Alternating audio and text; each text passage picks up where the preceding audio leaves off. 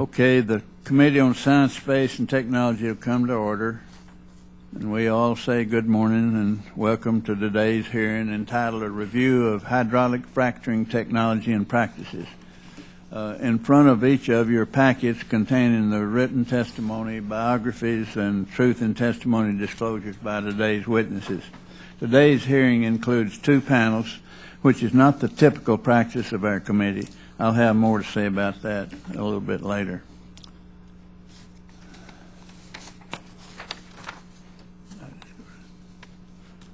All right, I recognize myself for the first 5 minutes for an opening statement.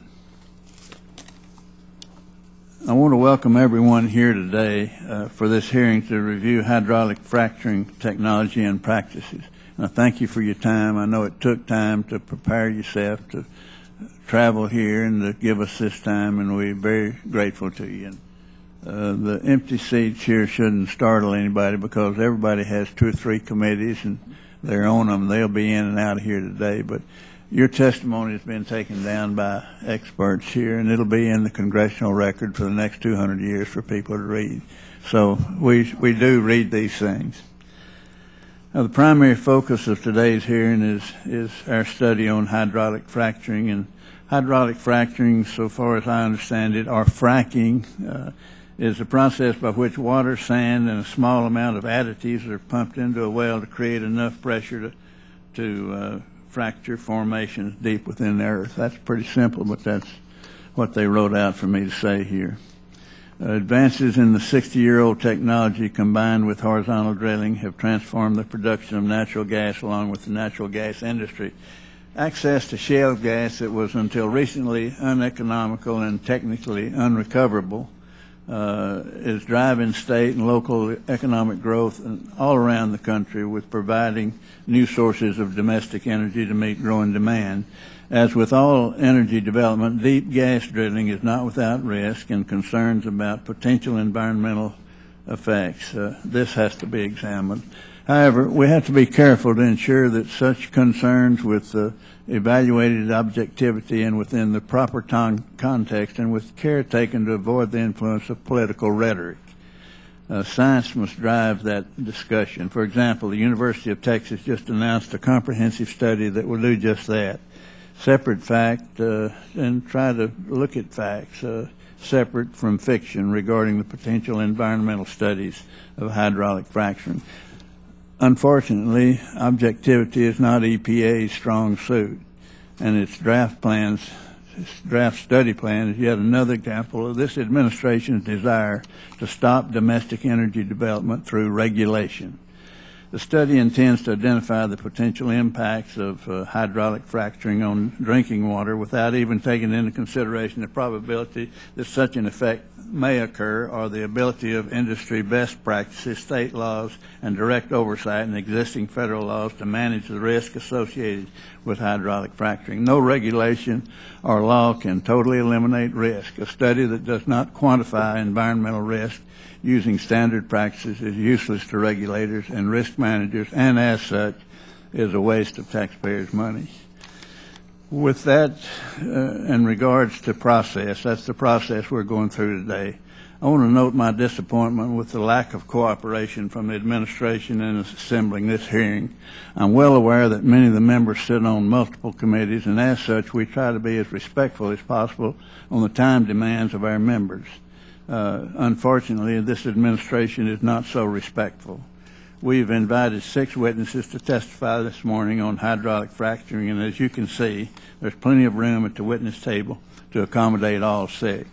However, the Environmental Protection Agency refused to permit Dr. Anastas to testify unless he was given his own panel.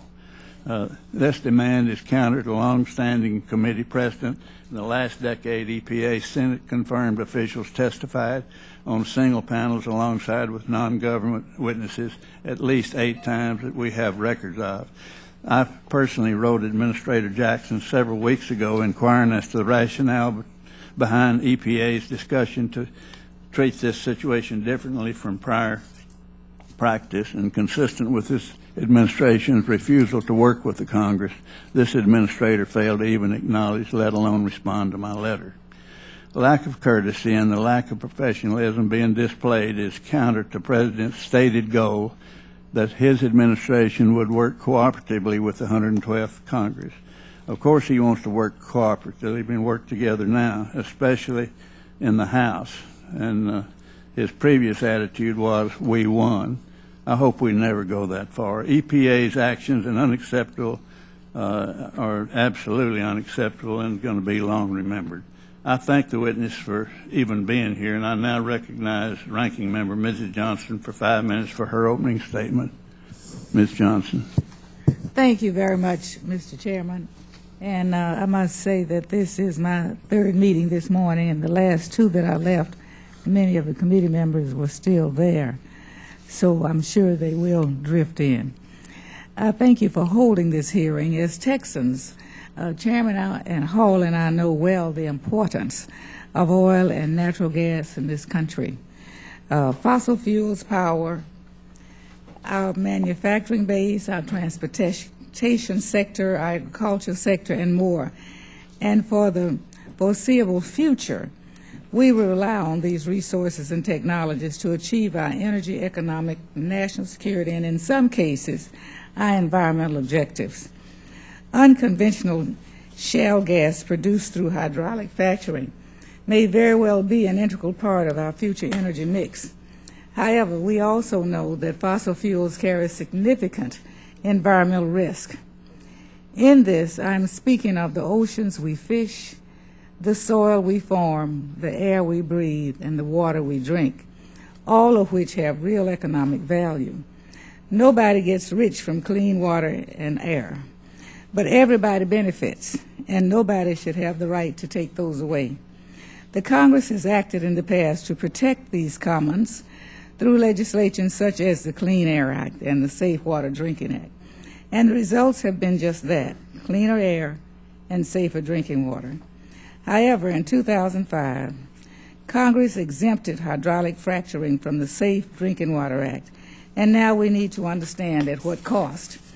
Today we will hear that such regulations hinder the development of unconventional oil and gas, and that more stringent regulations are not needed to protect public health and the environment.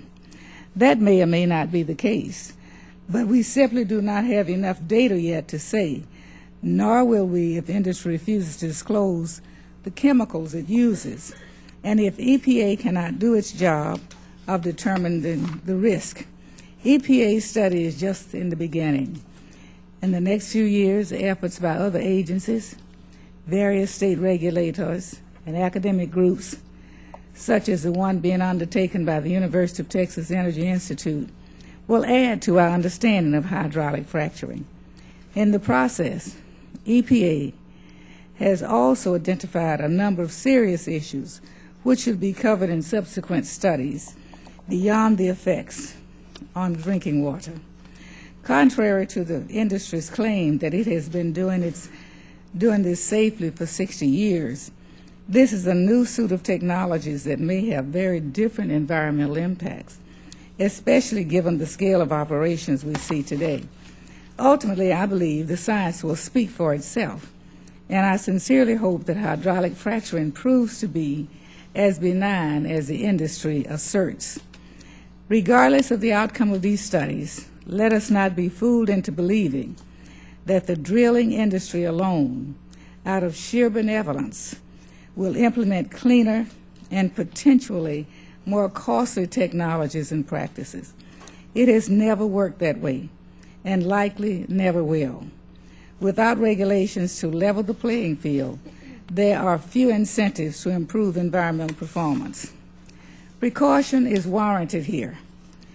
We have seen recently how flawed industry practices, inadequate training and technologies, purely designed systems, short-sighted risk assessments, lax governmental oversight, and sheer bad luck can have tragic and unimaginable consequences. Major disasters, such as Fukushima and the Deepwater Horizon, remind us of the real risk of catastrophic accidents, but they also overshadow the frequency of smaller safety incidents and spills and the pollution that escapes regulators' attentions every day. We do not have to accept this as the cost of our energy addiction. We can do better. That said, I want to focus on what I believe is a guiding principle of this committee, which is that technology should evolve, and in the case of drilling for unconventional oil and natural gas, become more efficient, safe, environmentally sustainable, and economically viable. I want to hear how advances in drilling technologies, chemicals, and practices can protect public health while providing energy to our nation. As the President has said, natural gas can be a viable domestically sourced option for significantly decreasing both air pollution and America's reliance on oil. I agree with the President, but I don't believe we have to compromise our values and violate the rights of Americans to cleaner water and air in the process. If hydraulic fracturing has problems, let's acknowledge it and work to advance technologies to get around them. I look forward to this hearing and any future ones on this subject. Thank you, Mr. Chairman. I yield back. Gentlelady from Texas yields back. If there are other members who wish to submit additional opening statements, your statements will be added to the record at this point. At this time, I would like to introduce the first panel of witnesses. Our first witness is Mrs. Elizabeth Ames Jones, chairman, chairperson, or chairwoman, chairlady. She's the leader of the Texas Railroad Commission. That's the state agency that oversees all aspects of Texas oil and gas, natural gas industry. Ms. Jones is a member of the Interstate Oil and Gas Compact Commission and a former member of the National Association of Regulatory Utility Commissioners and the Southern States Energy Board. Prior to her appointment to the Railroad Commission, Ms. Jones served as a member of the Texas House of Representatives. Her family are and have been longtime leaders in the energy field, and Chairwoman Jones is recognized as knowing as much or more about energy than most public servants, most of us know. We're very happy to have you with us, and thank you for traveling from Austin and leaving that legislature in session there, and I hope they're working on a good congressional district for Mrs. Johnson and for me and for the others. Our second witness is Dr. Robert Summers, and at this time I yield to Mr. Sarbanes, a gentleman from Maryland, to introduce Dr. Summers. Thank you, Mr. Chairman, for the opportunity to introduce to the committee Dr. Robert Summers, who was very recently named by our Governor, Martin O'Malley, to be the Secretary of the Maryland Department of the Environment, but he has served in the Maryland Department of the Environment for many years. He was Deputy Secretary from January of 2007. He became Acting Secretary in December of 2010.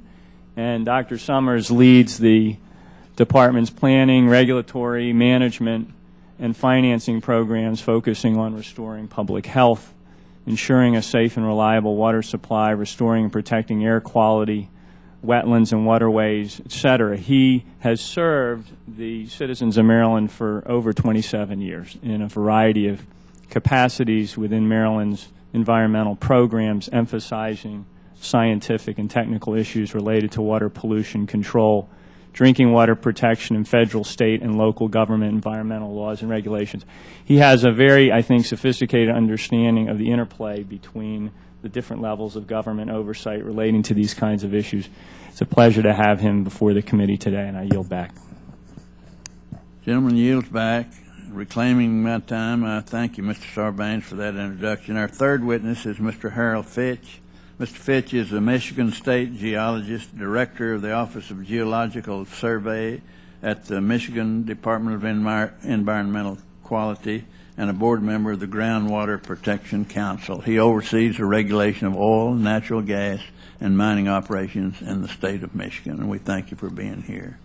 Our fourth witness, Dr. Cal Cooper, is the Worldwide Manager of Environmental Technologies, Greenhouse Gas, and Hydraulic Fracturing for Apache Corporation.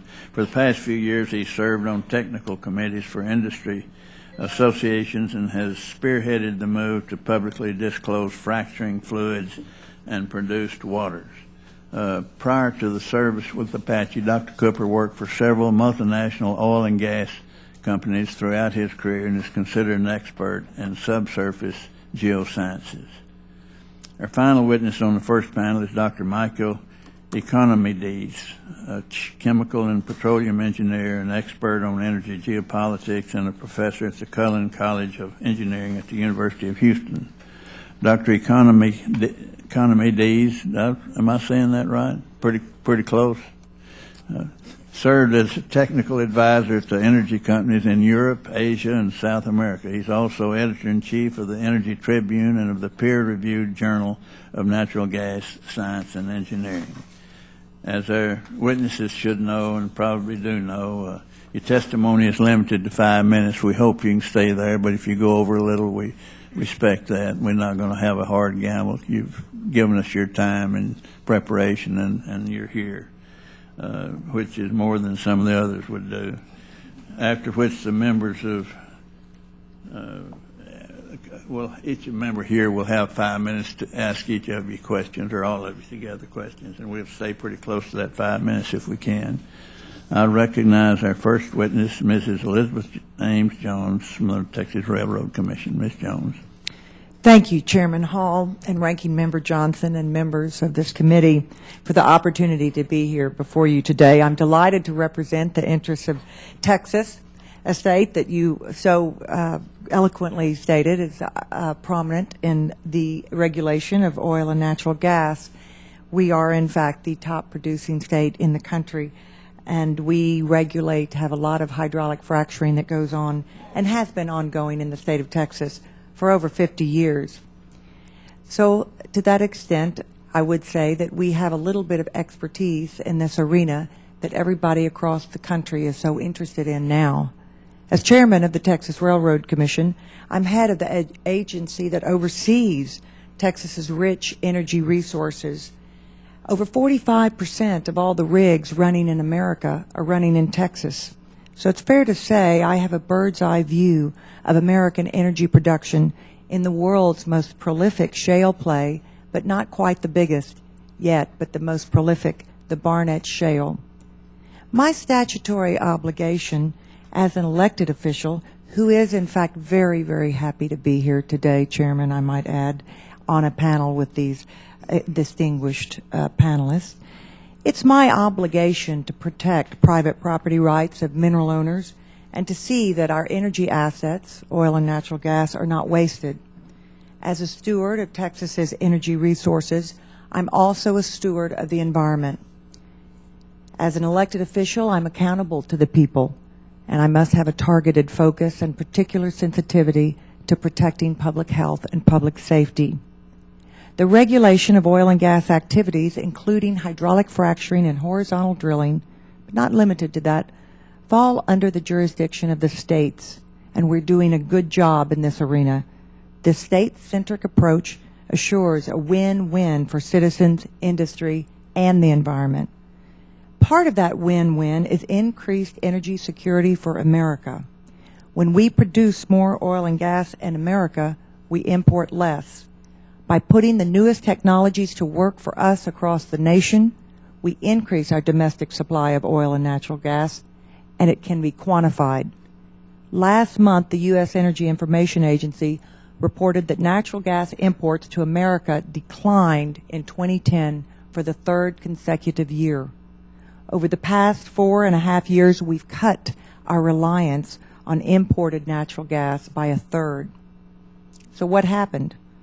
America's shale gas production more than tripled from 2007 to 2010. The point is this: producing more of our own resources really does mean energy security for our country. And I mean, if these facts are not a definition of that energy security, I don't know what is. The good news is the American people have a reliable energy source we can call our own. And we have it because the technologies developed in America by Americans, and I might add that was primarily right there in the Barnett Shale field today in the last 20 years. This technology is making it possible.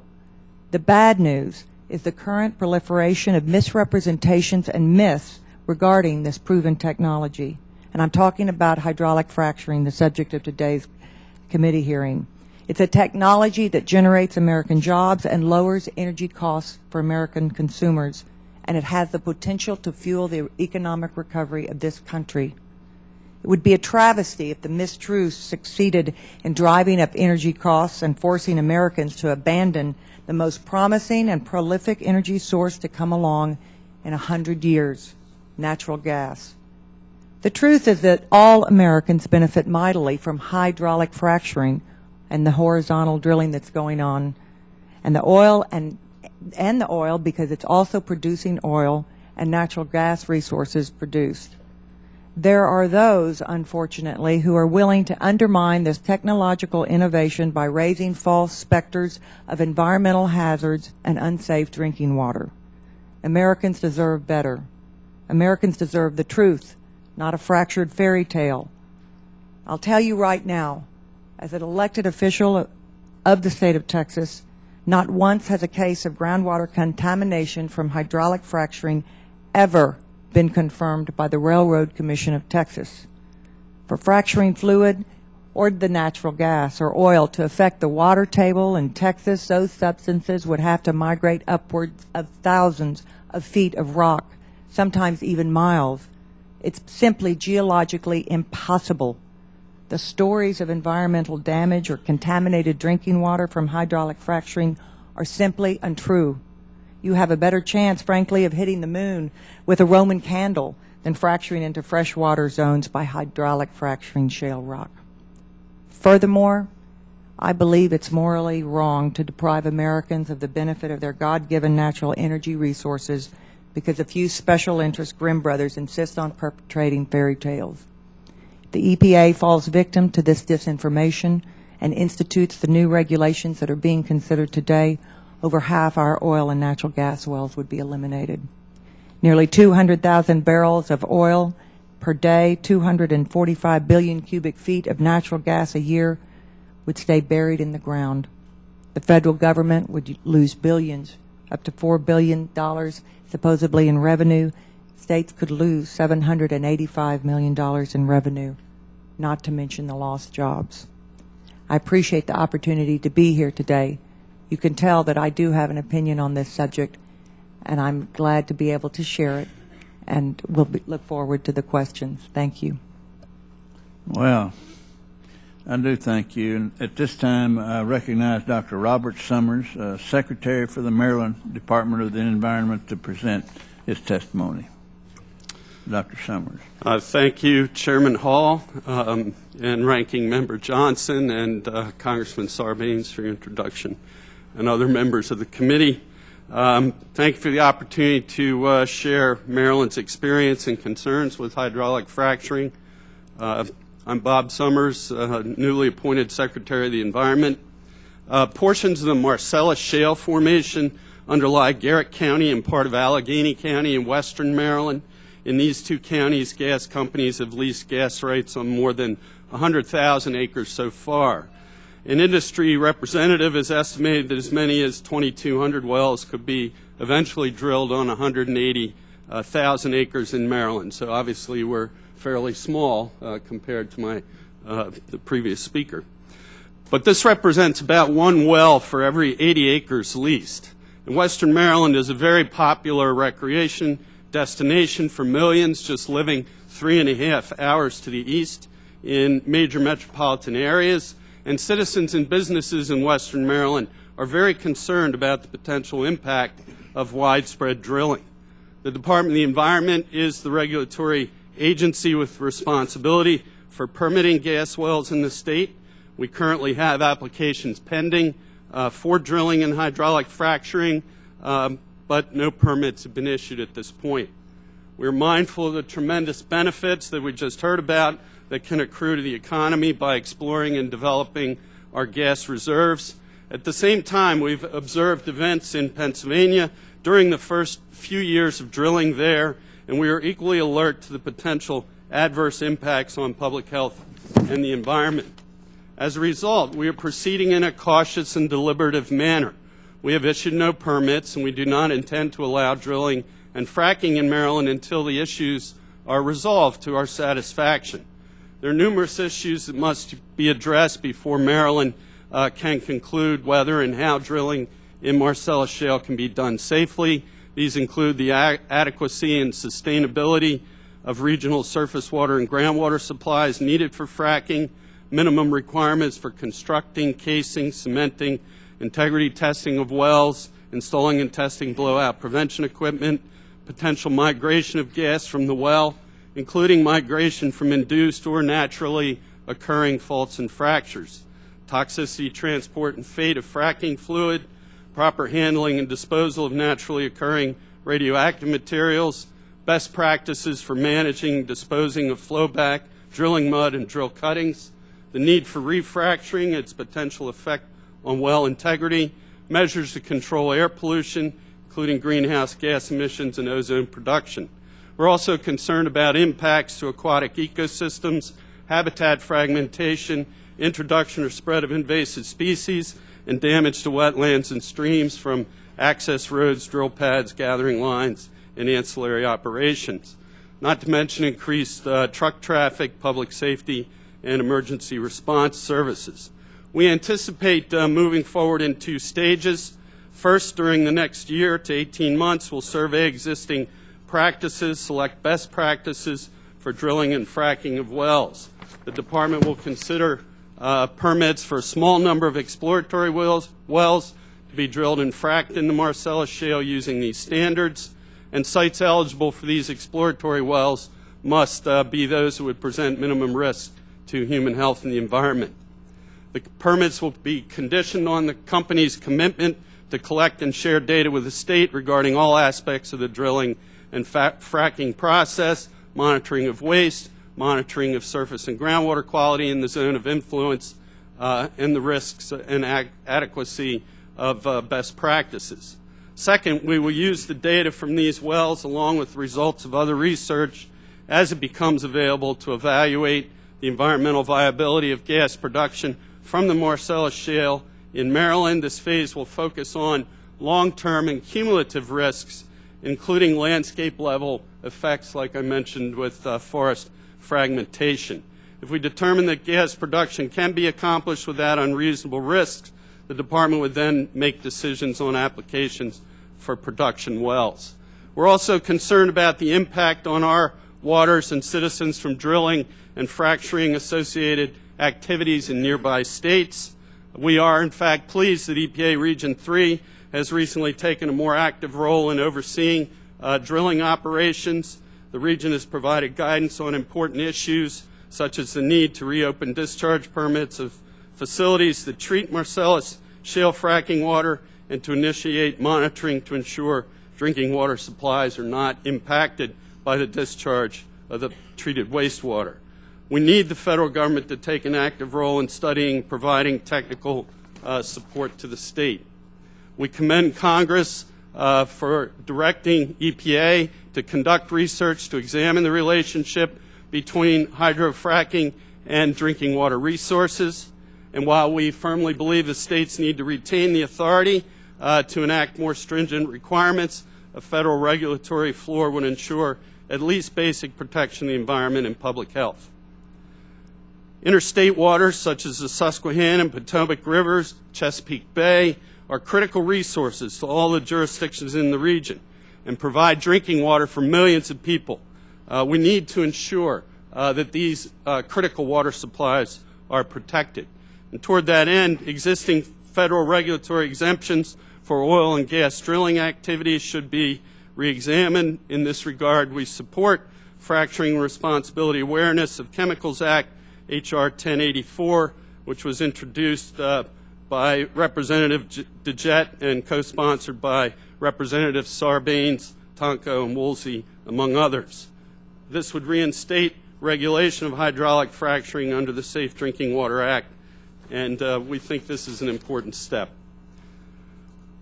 The states need the federal government to provide guidance and to lend its resources to this effort. We have a strong federal-state partnership in Maryland with EPA and EPA Region 3 to protect our public health, safety, the environment, and natural resources, and we need to maintain this. None of us have the resources we need by ourselves to deal with these very complex issues, It's important that we have a strong team approach. Thank you for taking the initiative to inquire about this important issue. Thank you, sir. And I recognize Mr. Harold Fitch, board member of the Groundwater Protection Council, for 5 minutes to present his testimony. Good morning, Chairman Hall, members of the committee. I appreciate the opportunity to be here this morning.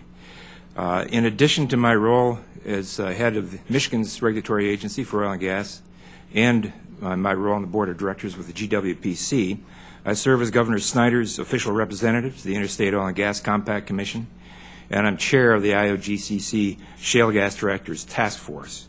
I also serve on the board of directors of State Review of Oil and Natural Gas Environmental Regulations, Incorporated, or Stronger.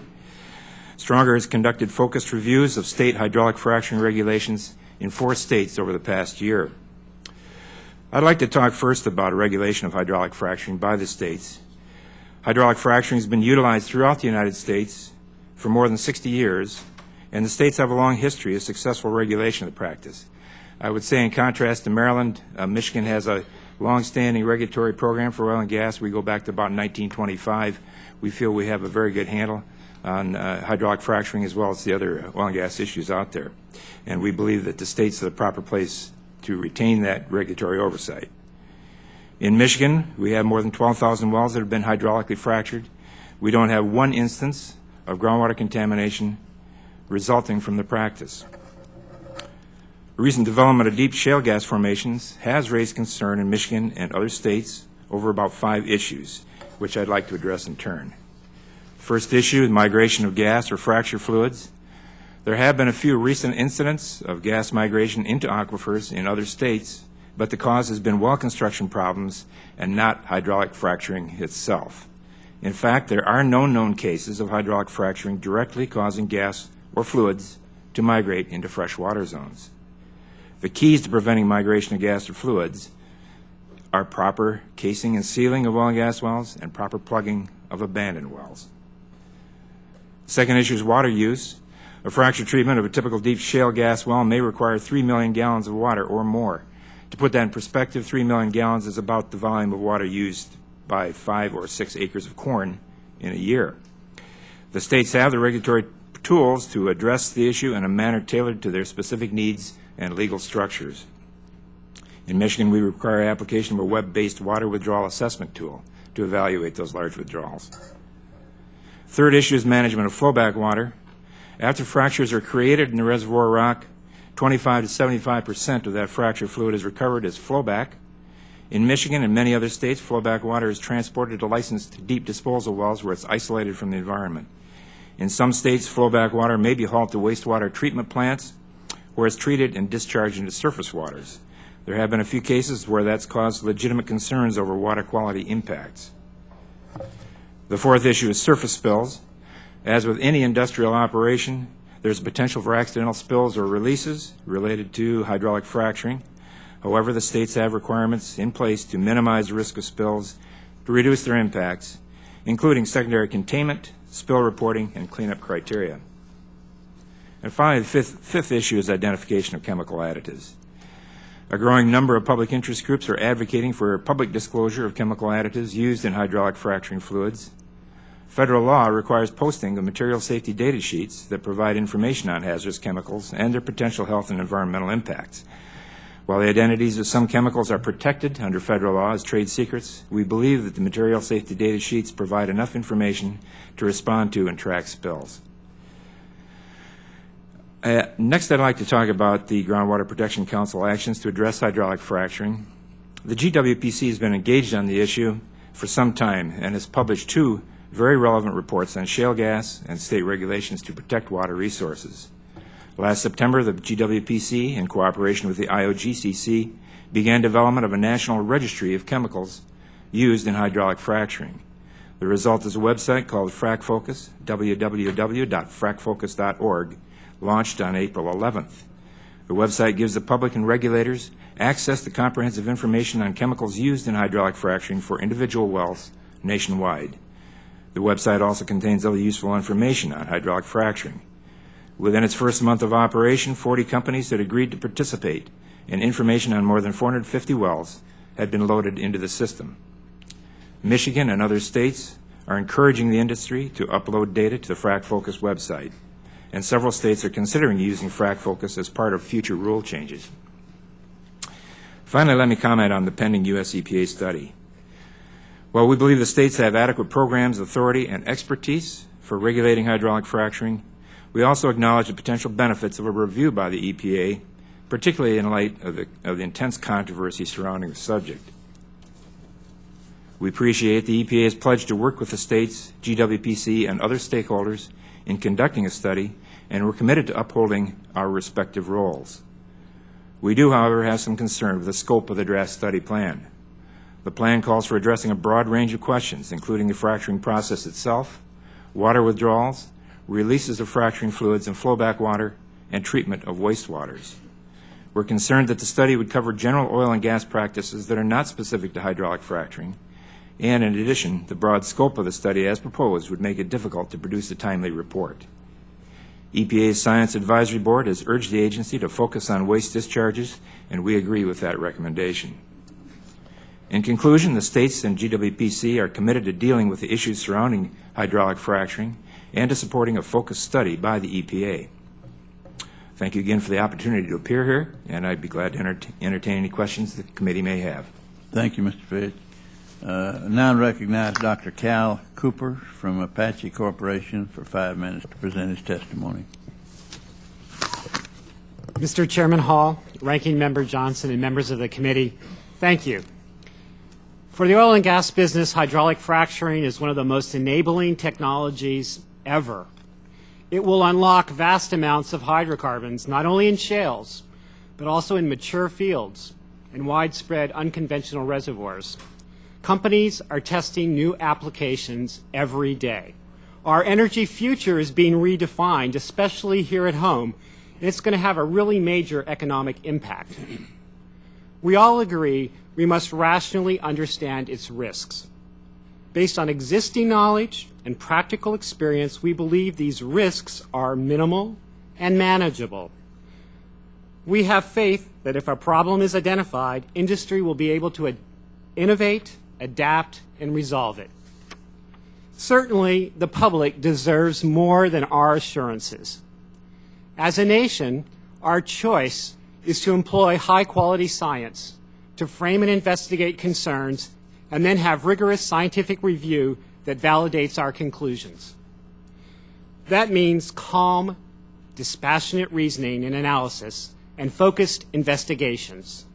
Objectivity. The common good is not advanced by emotionally charged distortions and confrontational media. This is not a game of gotcha. It's not entertainment. It's about our future in every sense of the word. Maybe some folks believe this is just about the Marcellus. Well, Apache doesn't currently operate in the Marcellus shale play, but we have a big acreage position in British Columbia. We're the second largest hydrocarbon producer in the Permian Basin, and we've been doing quite a bit of fracking in western Oklahoma and the Texas Panhandle in the Granite Wash. We know this technology is truly revitalizing production in the North American oil patch, and it will rapidly expand internationally. Developing oil and gas resources requires continued innovation to reduce costs, never compromising efforts to improve environmental protection and safety. Ultimately, we all benefit from doing this correctly, but no formula applies everywhere. Apache operates in states and provinces where we are permitted to re-inject 100% of flowback and produced water into deep underground reservoirs completely isolated from freshwater aquifers. We believe this is the safest option, and it eliminates many potential conflicts. This is not done in the Marcellus. Recently, we proved for our Canadian operations that we can use high saline water instead of fresh water for our frac jobs. Working with our partner in Canada, we extract and treat water from a deep saline reservoir known as the DeBolt Formation. We do some treatment to it, and after fracking, we then re-inject the flowback and produce water into that same formation in a closed-loop system. High flow rate brackish or saltwater systems like the DeBolt, well, they're not present everywhere, and they're probably not present in the Marcellus. But in the Permian Basin, we think that the Santa Rosa groundwater system can be adapted for a similar purpose, and we're working hard to advance that as fast as we can. Apache has also made a real effort to help the industry reach consensus regarding disclosure of the composition of hydraulic fracturing fluids. We've committed to post the composition of every U.S. frac job operated by us on the Frac Focus website that Mr. Fitch just described.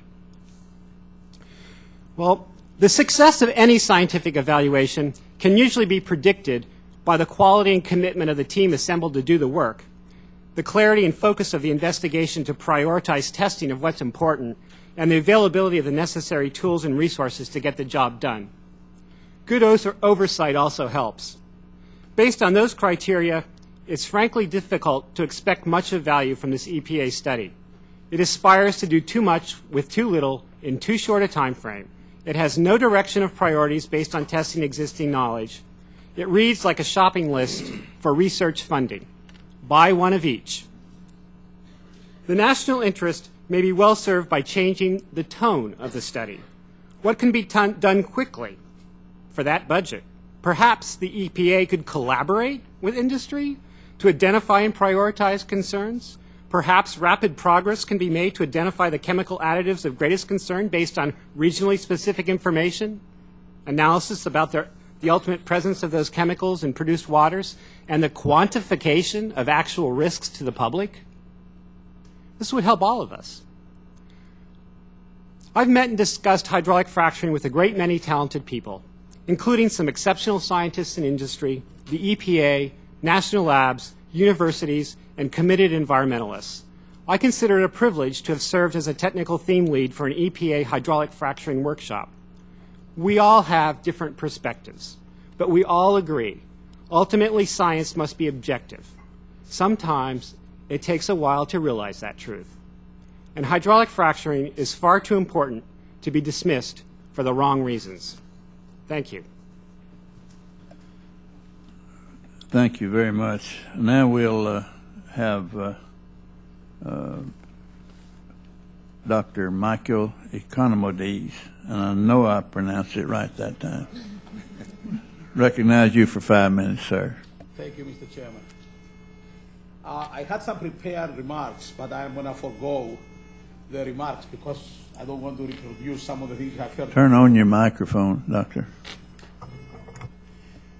Can you hear me now? You can start over and your time Okay, will thank you. start now. I said I had some prepared remarks. I'm going to make my presentation a bit shorter because I don't want to repeat the things you have heard already. I want everybody in this room to realize a truism. No frac, no gas. In other words, you cannot produce natural gas anywhere in the world without hydraulic fracturing. The business has evolved into a $13 billion exercise right now. And personally, I have worked in about 70 countries thus far on hydraulic fracturing. And I can assure you that debates like this are not going to find anywhere else except here. That is, fracturing is the quintessential way to produce natural gas. End of the story. Now, it has been the reason that natural gas has been sustained as a very legitimate energy source in the United States. You have heard earlier on that essentially we're almost self-sufficient in natural gas, and in particular, shale gas, it's arguably the best story in the energy industry in the last decade. We have ramped up production from about 0% from shale gas about only 4 years ago to 17% of our natural gas in the United States. There has never been a story like this in the entire history of the oil and gas industry. And yet, there is a study right now in the EPA that they have assembled together, and the panelists, which are acknowledged experts in their respective field, but almost none of those guys have any experience in well fracturing. In fact, people like myself were almost deliberately excluded from this panel because we are tainted just because we have worked in hydraulic fracturing thus far. The study plan fails to recognize some very salient points. First of all, the entire report focuses on nano-Darcy permeability. This is shale gas, or extra tight reservoirs, and yet is purported to want to draw conclusions for hydraulic fracturing that can apply to just about everywhere else, from 100 millidarcy, 200 millidarcy wells in the Gulf of Mexico to anything in between. One villain frac treatment in the Marcellus Shale may actually have the EPA draw conclusions that would condemn an entire industry, regardless of any technical differences in the fracturing process. There is even more drawbacks. For instance, the study does not distinguish between faulty well construction, that is casing problems, cementing problems, and so on, or some entirely mythical subsurface communication as suggested in silly documentaries like Gasland.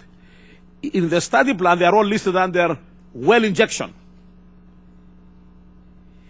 And this is supposed to be the Science and Technology Committee. So here you have some scientific results. What you see here is the depth of water table, the top blue bars, and underneath are fracture heights that have been actually measured in a great number of fracturing treatments in the Marcellus Shale. You can see they are separated by several thousand feet. There is no physical way that fracture height migration during hydraulic fracturing can actually reach drinking water aquifers. And in summary, hydraulic fracturing here has been used for 6 decades without significant environmental consequence. The process has been studied extensively and ad nauseum by a number of agencies, including the EPA. And the EPA study plan, the one that is under question right now, and a SOTA review panel, have been carefully designed, in my view, and selected to lead to only one conclusion: in favor of EPA control at a crippling cost to the production of U.S. natural gas. Thank you very much. Thank you, sir. And I thank all of you for your testimony. I remind all of our members of the committee rules limit our questions to 5 minutes, and the chair at this point will open the round of questions, and I recognize myself for 5 minutes. I'll start with Mrs. Jones. And this, it's hard to get a yes or no answer from witnesses, but try to give me a yes or no on these, because I'm going to try to get through. I want to ask the last gentleman a question, and I'm not sure how long it's going to take him to answer it for me. I want to save as much time as I can there. But I listened very closely to what you said. It made a lot of sense to me.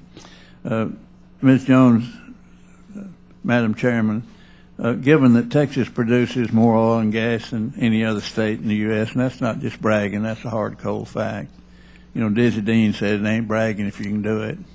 The Railroad Commission is probably the most experienced state regulator, or as experienced a state regulator when it comes to issues like hydraulic fracturing. So my question is, have any incidents regarding hydraulic fracturing arisen since your tenure on the commission that you felt the state was unable to respond to? No. Can you think of any situation in which you felt that the state regulatory mechanisms were inadequate to properly oversee the use of this technology? No. By golly, I did get a yes or no. There was an incident in Texas the past year that was widely reported involving range resources, in which the regional office of the EPA shut down operations of the company in order to investigate a claim of contamination of a drinking water well. What was the Railroad Commission's role in this investigation? The water well owner filed a complaint to the Railroad Commission on August 6th of 2010. Apparently, the EPA was notified on August 17th. We had ongoing investigation for several months. It takes a while when you're investigating potential contamination. And then, I guess it was October 21st, several months later, we gave the EPA recommendation. They had also come in and were taking a parallel investigation, and gave them some recommendations of what to sample at that range production well, which was, the claim was made there was natural gas in a water well. We had worked very, very diligently. We concluded our investigation in spite of the early pronouncements by the EPA We brought Range in, gave them the due process that our process allows. The EPA, much like today, also did not show up at those meetings at the Railroad Commission hearings examiners. But we found, in fact, through our DNA testing and the isotopes they test and compare, that in fact the natural gas in the water well did not come from Range Resources.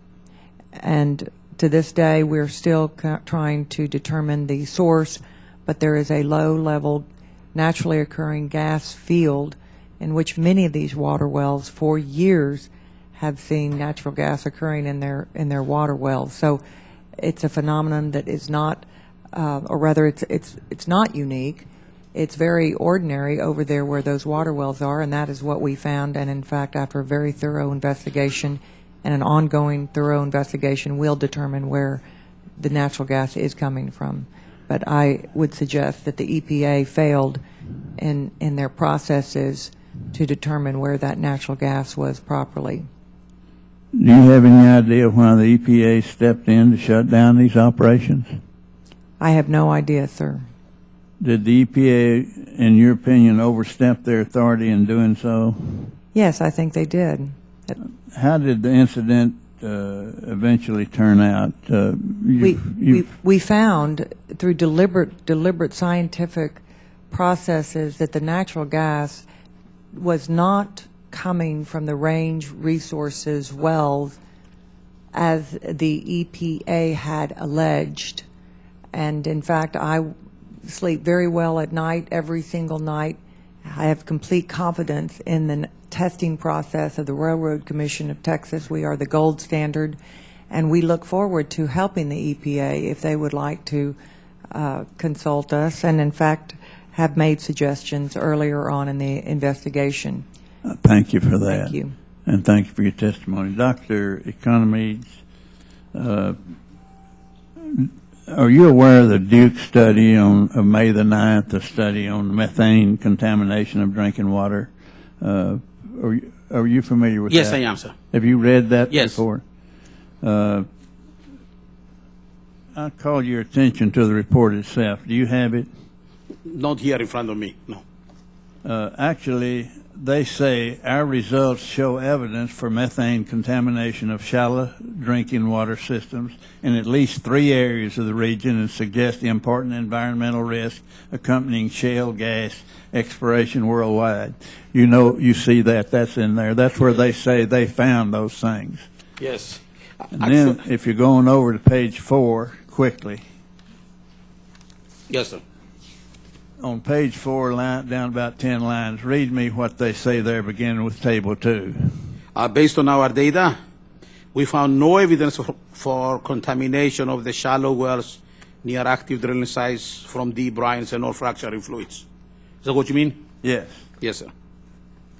And does it go on down there to say in some the geochemical and yeah. isotopic features In for some the water was measured? yes, in some the geochemical and isotopic features for water we measured in the shallow wells from both active and non-active areas are consistent with historical data and inconsistent with contamination from mixing Marcellus shale formation water or saline fracturing fluids. My time's over. Just give me a quick, about a 1-minute opinion on the Duke study and what their first contention was, and then they answered their own by saying there was nothing found. Well, you know, if this was not such a serious issue, this would have been almost a comedy routine, because their first statement is that they just discovered there is natural gas over there. You realize natural gas, methane, in water has traditionally been an exploration tool for the oil industry. We find it, we call the company to come and drill for gas. That's what they have found out. In fact, had they had a baseline for their measurements, most likely the methane in drinking water aquifers would have gone down because production reduces the reservoir pressure, which is the driving force for this gas, and therefore they would have a negative impact. They would have concluded that drilling reduces surface manifestation of natural gas. It happened many times before. There's no evidence over here for their baseline. Finally, their conclusion there is no fracturing speaks on it in itself. and get their conclusion, which defies any kind of technical paper, in my view. Okay, I'd Avoid go and listen to you all morning, but my time's up. Thank you. And I owe him some time back. I now recognize Ms. Johnson for 5 minutes.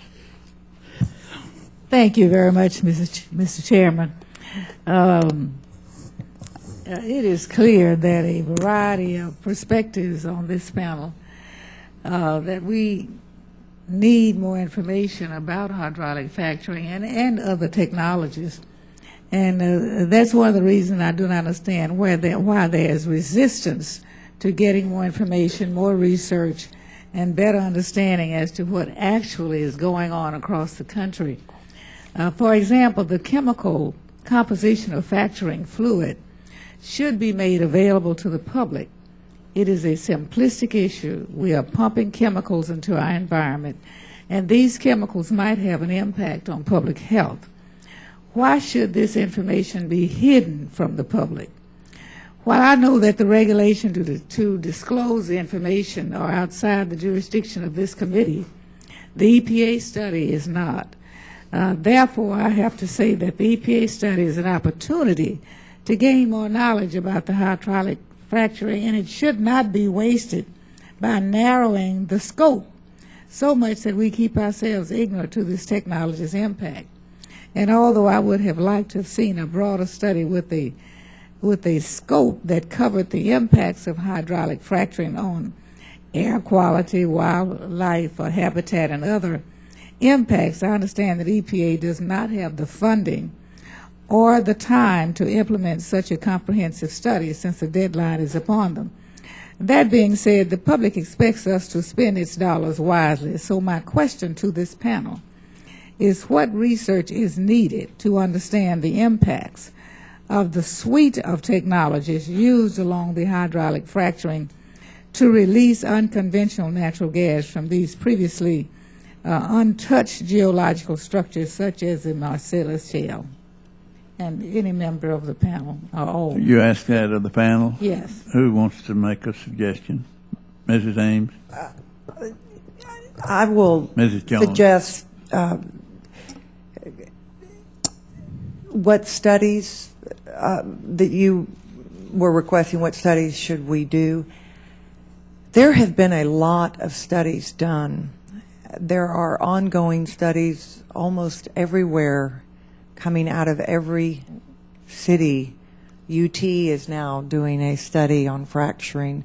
There have been, is that what you were talking about? The research that is needed to understand the impact. Well, we do a lot the of companies, studies. it's incumbent upon these companies to not want to go drill a well where it's not going to be economic, to the extent that they try and minimize dry holes.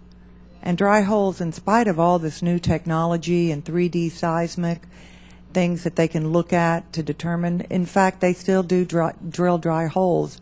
But I would say that the research on what is down there is done even by the companies who want to go and drill there. But the research about the effects of hydraulic fracturing have been, there have been so much research done, and now with seismic, I think we just saw this slide, which I think is fascinating, about we're seeing firsthand the seismic of exactly where those the fractures are, and they're thousands of feet below the Marcellus water table. So there is a lot of information out there for people who would like to stay up all night and read it to feel comfortable that this is a safe technology. So to the extent that universities want to do more research, that's fine. I am also a steward of taxpayer dollars, and I think it's important that less research is funded by government where research has already been done before, and we minimize duplicative research. But I think information is available out there for people who want to know. I know there are more studies and more research being done, and we always want to be vigilant at all times on the effects of things that are going on in industry and commerce. But I've got to tell you, hydraulic fracturing has been fairly covered up in research that I know of, and I am still, in spite of all the research, I feel very confident. Thank you. Let me get a few remarks Yeah, from Dr. Summers. thank you. Thank you. Obviously, in Maryland, we have limited experience so far, and Marcellus Shale has just, within the last couple of years, been begun to be developed. There have been a number of issues that have occurred due to, in some cases, improper well casing or failure of well casing. There have been spills. There have been explosions and fires and releases. In Maryland, obviously, we don't have a lot of experience with this. We, as I said, are very anxious to see the results of the EPA study. Their science advisory board states that they believe EPA's research approach as presented is appropriate. I think the linkage between a lot of these things that we've been talking about and drinking water is very important, and citizens would like to know that this is a safe practice. So we would like to see gathering of appropriate information specific to the Marcellus Shale, as I've outlined in my remarks. My time has expired. Thank you. Gentleman from California, Mr. Rohrbacher, recognized for 5 minutes. Thank you very much, Mr. Chairman, and thank you for holding this hearing. Mr. Chairman, it is really important to the well-being of the citizens of this country that we discuss this issue and do so in a very honest and scientific way. Our people are suffering right now. My people in California are suffering throughout the country. We are in the middle of an economic crisis that is affecting the standard of living, the well-being of our people. One of the reasons, perhaps the most important reason we are suffering now, and in the middle of a budget crisis here, as well as family budget crises across America, is that there have been no new oil refineries in 30 years. There's been no hydroelectric dams in 30 years. There's been no nuclear power plants in 30 years. We, in fact, have seen any new offshore and oil development deposits just controlled and regulated, perhaps to the point that they were unable to provide the oil and gas that's been so important for our economy. Even in solar energy, we've found that the Bureau of Land Management has been refusing to grant permits from people who want to build solar energy plants out in the middle of the desert. So what we've had is an anti-energy policy in this country, and Americans are suffering because of it. One of the shining lights of hope is that we can now have a new source of natural gas and oil because of a new methodology of bringing it out of the earth and making it available to the people. I am afraid, I was a young reporter, and I will tell you, I remember seeing the environmental movement come forward about all sorts of things, and when I tried to check out what they were talking about, it wasn't true. I mean, they make statements that just weren't true. And so we better make sure we get to the truth of the matter in this issue where our people are going to continue to suffer.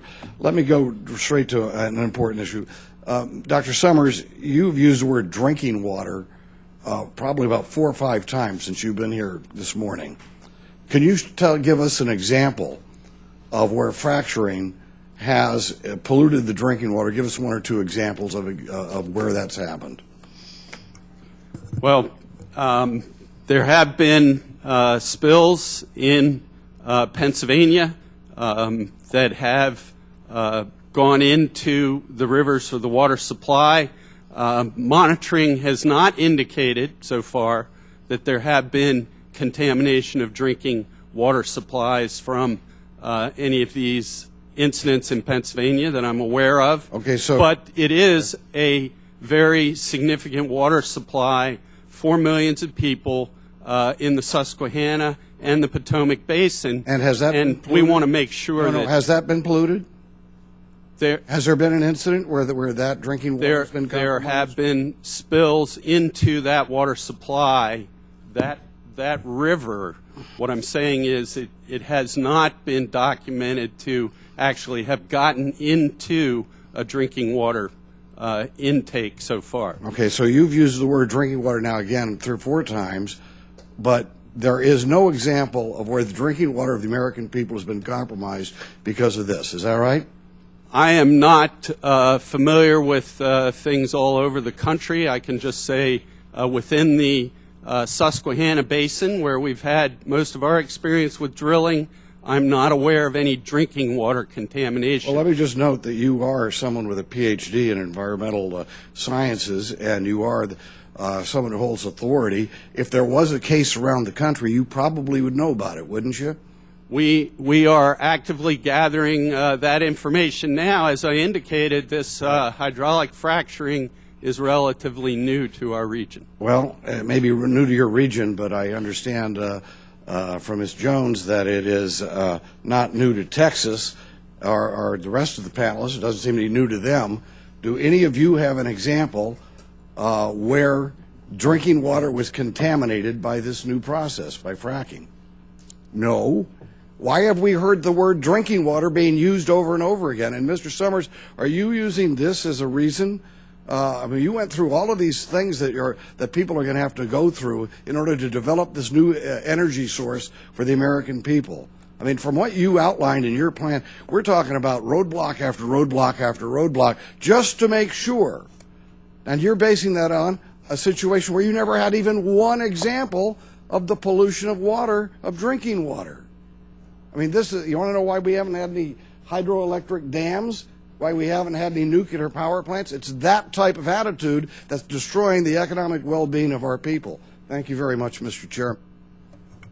Thank you. You could suggest that EPA came in 1,000 feet of it, being truthful. So that's one example he could have used. I recognize a gentleman from Maryland, Mr. Sarbanes, for 5 minutes. Thank you very much, Mr. Chairman. I appreciate it. I want to thank the panel. I've been trying to step back and assess where the fault lines in this conversation are. And I think part of what's going on is you have one group that's got long experience with hydraulic fracturing in one set of circumstances, that valves up and down, that it's very safe. You have another group that's new to it and is having to analyze the potential risks associated with it under a different set of circumstances. Those can be geologic, geographic, in terms of the density of population and other kinds of things, how you dispose of the fracking fluid. These are all factors that are different in one area from another area. So we could make a deal. We can make a deal that you won't brush with broad strokes the desire on the part of people in the states affected by the Marcellus Shale to understand more about the implications for it there based on experience in other places. And we'll make a deal that we won't automatically try to indict the whole industry for things that have happened other places based on our concerns about what's going on in the area of the Marcellus Shale, which is the perspective I'm bringing to this hearing because I represent a state in the Chesapeake Bay watershed, and I share some of the concerns that have been relayed to you by Dr. Summers about the potential risks as this Marcellus Shale is explored. Now, you have New York State, I believe Delaware, and Maryland either have formal or sort of unofficial moratoria in place. West Virginia and Pennsylvania have moved ahead. In some instances, I think there's been a kind of headlong rush by the industry to lay stakes in those areas. A lot of permits have been issued, and there are things that are happening. And I want to, Congressman Rohrabacher referred, Dr. Summers, to your perspective as an attitude that's problematic. I want to thank you for bringing a perspective that says we got to make sure this is done safely in an area where the technology is relatively new and in an area where there have already been some incidents that could cause real concern. So I would encourage the industry as we head into this discussion. I think it only would strengthen the position of the industry, and valid points have been made on behalf of the industry here today, to be absolutely transparent. The ranking member has raised a couple of times the issue of the chemical additives and being completely transparent about that. I think if industry steps up and goes sort of beyond the call of duty in demonstrating that it's willing to be open and candid about what's involved in these processes, that puts you in a good position going forward in this discussion, because we all understand the promise of this and the potential benefits that it can yield. So let's do it right on the front end. And doing it right in places like Maryland and New York and Pennsylvania, where this new discovery has raised great hopes, may involve some things that haven't been part of the mix in other parts of the country. That's all I'm saying. In many respects, it's sort of apples and oranges. Dr. Summers, I'm running out of time, of course, because I took the first 4 minutes just to say something. But let me ask you this question. And it goes, I think, to the importance of having some baseline perspective that the federal government can bring. And then, obviously, states can add layers of additional oversight and requirements if they feel that that's important. But when I think of the Chesapeake Bay watershed, it knows no state boundaries. We're talking about 6 states in the District of Columbia that affect the health of the Chesapeake Bay, the tributaries that flow into it. And can you just speak very briefly to why it's important to get a perspective that can cut across state lines, even as the states bring their own particular, views to the table? Thank you. Thank you.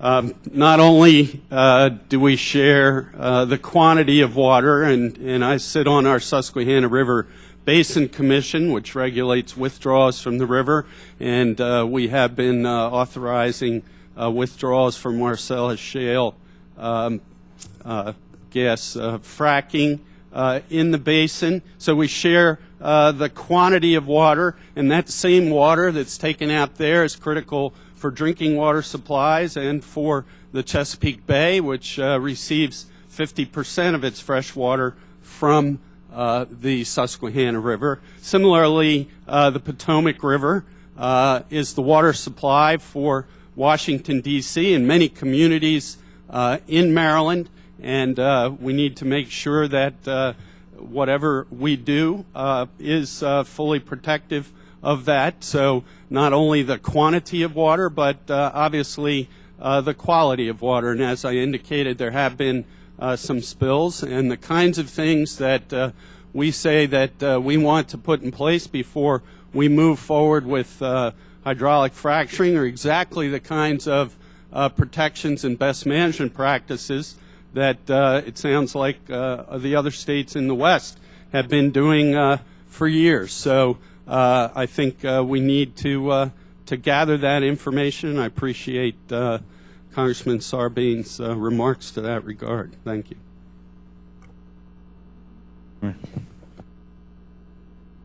Gentleman yields back. Now recognize Dr. Harris, a gentleman from Maryland, 5 minutes, maybe 6 minutes. Thank you very much, Mr. Chairman. Thank you very much for holding this hearing because it's full of surprises. For instance, I'm actually surprised to learn that there is actually no instance of drinking water having been contaminated, no known instance, because if you read the lay press and the environmental press, you'd think it happened everywhere. Ms. Jones, a question for you. So let me get it straight. In Texas, this has been going on for years. I mean, hydraulic fracturing.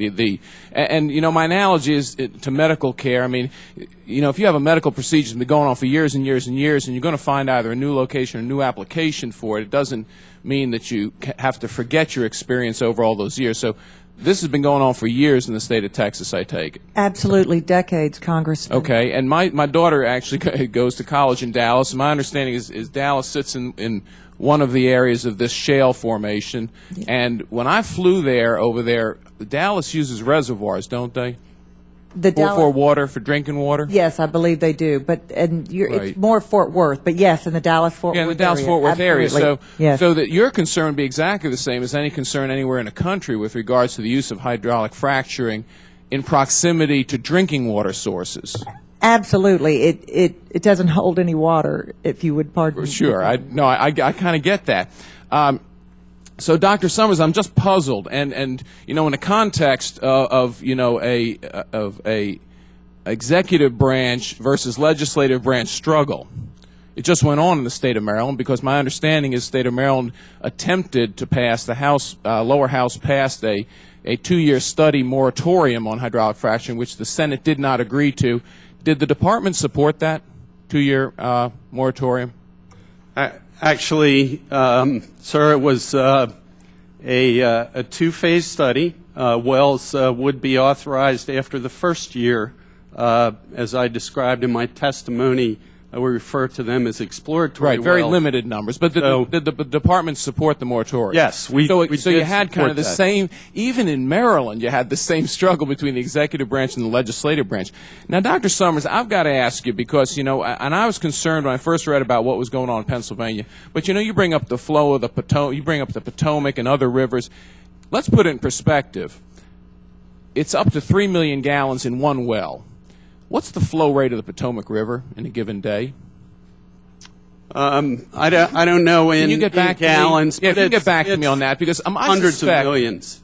Right. So I Much suspect larger. that even if, you know, my gosh, 10% of the hydraulic fracturing fluid flowed right into the river, you'd be measuring parts per billion, maybe parts per million of some of these things. And what's the largest spills that have occurred of raw sewage coming out of Baltimore into the bay? Because when I was on the committee, I recall spills of 250,000 gallons in one day. Is that right? 250,000 sounds a little high, but certainly millions of gallons have sewage have been. Right. And do we allow the sewage system to still exist in Baltimore City? Because this is the direct analogy. I mean, and I'll tell you, as a physician, I'd much rather drink a slight amount of drilling fluid, of hydraulic drilling fluid, than I would of this was flowing into the bay. What has the department done about the hundreds of thousands of gallons of raw sewage that flow into the bay out of the Baltimore City system? This department that wants to put our economic vitality of the country at stake by limiting access to energy. Because that, you know, and again, and I represent a part of state like Western Maryland that's economically disadvantaged. The eastern part of the state that I represent has high unemployment or economic disadvantage, and what you're doing is, by this policy, you're actually not only hurting that economically disadvantaged part of the state, I think, and I agree with the congressman from California, you're actually harming our economy in the country. So if you could just tell me what the department's done for those sewage spills, which are known spills, have absolutely contaminated drinking water sources in the state. What do you do?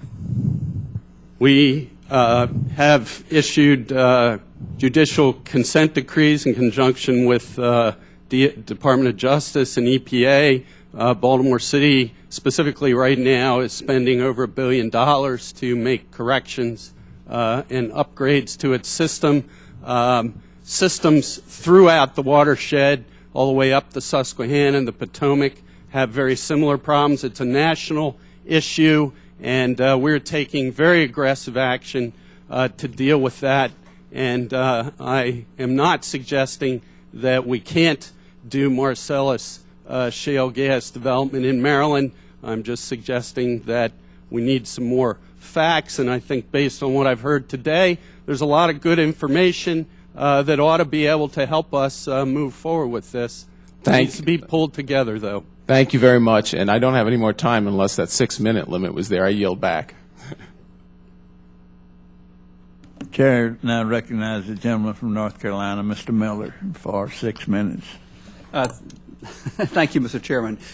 Ms. Jones, in your testimony, you said that recently a French delegation had come to Texas to meet with your staff to hear all about fracking procedures, and they left very convinced. Your testimony is these foreign officials are already convinced of the benefits. They went back to France apparently saying we can't wait to get back there so we can do more fracking. But there was a article in Bloomberg today. France should ban shale explorations on risk, minister says. And the minister is the Minister of the Environment. I will not attempt to pronounce the name because I would prove myself to be a bumpkin, which everyone knows anyway. But it says, I'm against hydraulic fracking. We have seen the results in the U.S. There are risks for the water tables, and these risks we don't want to take. She said it was an error to have issued some exploratory permits. These should never have been granted. An environmental evaluation should have been done before giving permits and not after. She said it's a technology we haven't totally mastered. There's only one technology that can be used today to produce shale gas, and that's hydraulic fracturing, and we don't want it. And it violated the precaution prevention requirements of their environmental laws. Do you have any idea what happened after that delegation got back to France? Excuse me, Congressman. Actually, they were there yesterday, and I was here, so I haven't had the time to talk and find out how the meeting went. But I suspect that I can't put words in their mouth, but as soon as I had the report back, I'll call you and let you know what their impression was. I can't imagine that they were over trying to find out our protocols unless they had some interest in pursuing the same for their country. Certainly, I think France could benefit mightily from the production of their energy resources. And that brings me to something I think that is very interesting, and I'd like to share with this committee. Well, actually, it's... We've had several delegations. Particularly on this point of the French delegation, but I'd otherwise like to move on because I don't have that much time. Anyway, we have a lot of delegations coming in. All right, thank you. Thank you. Dr. Economides, in your testimony, or the shortened version, the one-page summary, you said that pretty much anyone associated with the industry, who were the only ones who really had expertise in the area, was immediately condemned as being an industry shill from having been in the industry. You mentioned a Duke study, then you were very critical of that study. And in general, I embrace anyone who criticizes Duke. But in this one case, do you have any? Do you fault the qualifications of those scientists at Duke who performed that study? Were they unqualified to do the study? And second, do you know of any economic interest they may have had that might have affected their judgment? I do not know the people. I do not know their motives, but I do have some very serious reservations about their conclusions. If they were my students, I would give them an F. Okay. Well, you did, again, that you, and I agree with you, I don't think it's fair to say anyone who is associated with industry is an industry shill, but do you not think it's that the American people and Congress have a right to know if anyone offering expertise has a financial interest in the subject matter about which they're offering their expertise? No question. Okay. No question about that. I think. Well, in your biographical sketch, your statement of economic interest for the committee was unrevealing, as they all are. But you say that you have a faculty position at the University of Houston. Is that correct? And you're a managing partner of Dr. Michael J. Economides Consultants, Inc. What percentage of your income comes from your faculty position, and what comes from your consultancy? I get paid only $1 a year from the university. I give my salary back to the university. Okay. So, and how much, infinite.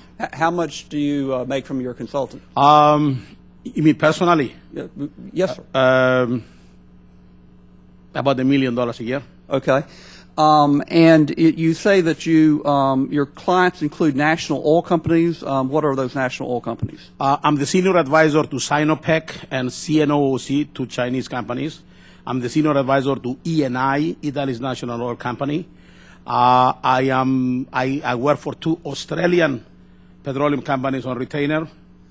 I work in Angola, Nigeria, Ghana, and Kazakhstan. And what is the nature of the consulting that you provide them? I'm a technical person. I'm a petroleum engineer. I'm the person that has written the textbooks on hydraulic fracturing. Okay.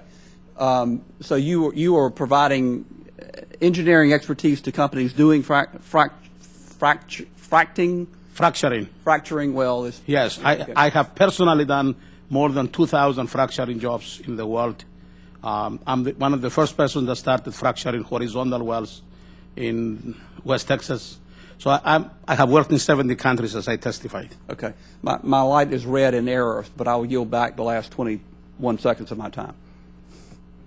Gentleman yields back. Chair now recognizes gentleman from Texas, Mr. Nagelbauer. Thank you, Chairman Hall, and thank you for having this important hearing. Ms. Jones, I think you wanted to enlighten the committee on something that you started, and I would yield you some time to do that. Thank you, Congressman, so much. We have missions, if you will, trade missions come over from all over the world to the Railroad Commission offices to see how we implement regulatory oversight of oil and gas operations.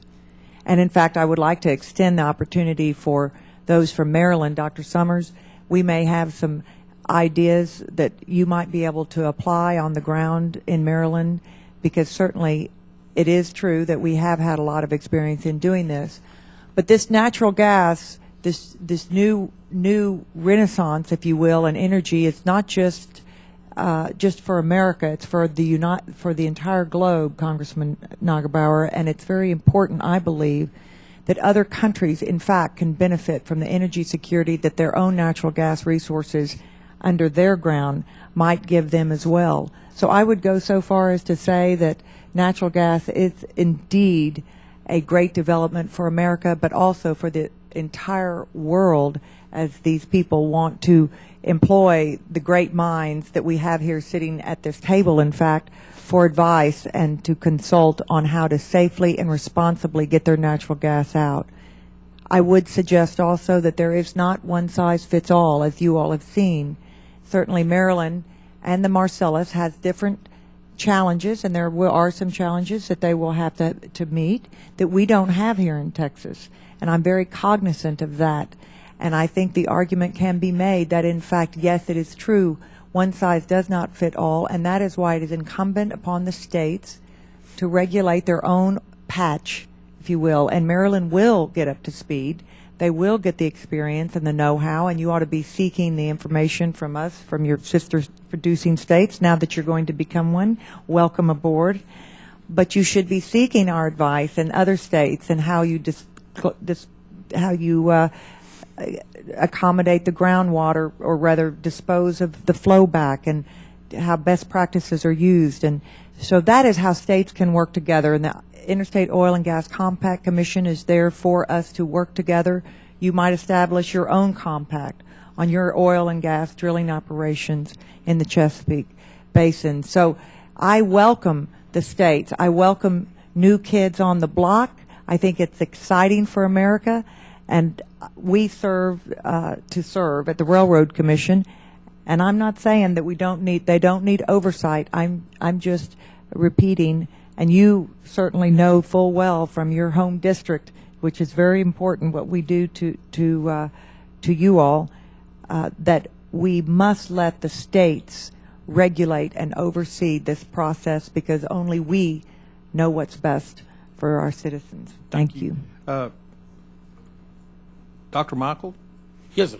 I wasn't going to try that last name because you probably don't want to try my last name. It's all Greek to me. Don't worry. I hear you. I hear you. Well, I knew you weren't from East Texas, so I think that one of the most important things that you started off with, and you threw your presentation up there, but you said no frack, no gas. Right. You know, and I think maybe it would be helpful for people just a little bit of time here left to talk about the geology and why that the statement that you made is a true statement. Okay. Most gas wells in the world are in what we call very low permeability formations. There is no difference between oil and gas. Gas has been altered and broke down. Long hydrocarbons have become short, methane. And so the same reason that made it gas made also the rock very tight. So you cannot have economic production with what we call radial flow. It's very inefficient. Fracturing alters the way that fluid enters the well. We create a highway in the reservoir. That's a hydraulic fracture. So if you do not fracture, you cannot produce gas. There is another problem, a little higher level complexity, called turbulence effects. The higher the reservoir permeability, the gas jumps itself. It's almost like a lot of people trying to run out of a stadium. They're going to kill each other. That's the same thing happens. In other words, it commits suicide. And so in other words, we want to frag again to alleviate turbulence in high permeability reservoirs. So emphasis on the double negative. You cannot afford not to frag any gas well in the world and expect to make any money. Thank you. And just one last question. You know, I think the chart that you put up there of showing where the groundwater is in relationship to where most gas wells. I think another thing that most people don't realize is the depth of gas wells. But I'm going to go back to Ms. Jones just for a quick one. About what do you think the average depth of a gas well in Texas is? We have some that are over a mile deep, so it's geologically impossible for those fracks to get anywhere close to the water table in Texas. And just for the folks that forgot that table. 10,000 feet deep. These Barnett Shale and the Eagle Ford, the new Eagle Ford Shale that is in deep South Texas and is producing oil too. I want to reiterate that there is also an increase in oil production due to hydraulic fracturing as well. I thank the chairman for my 6 minutes. All right. Gentleman from Michigan, Mr. Clark's recognized for 5 minutes. Thank you, Mr. Chair. This is to any of the panelists.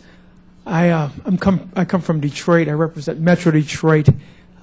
We are the home of the auto industry, which is a very fuel-intensive industry, which has innovated greatly in the last few years to power automobiles from energy sources, different energy sources, including natural gas. Now, there are concerns that hydraulic fracturing, and I'm looking at the whole process, including well construction issues, could release contaminants into the air and the water. How do you believe that we can innovate in this area to reduce the likelihood of those contaminants getting into the air and water?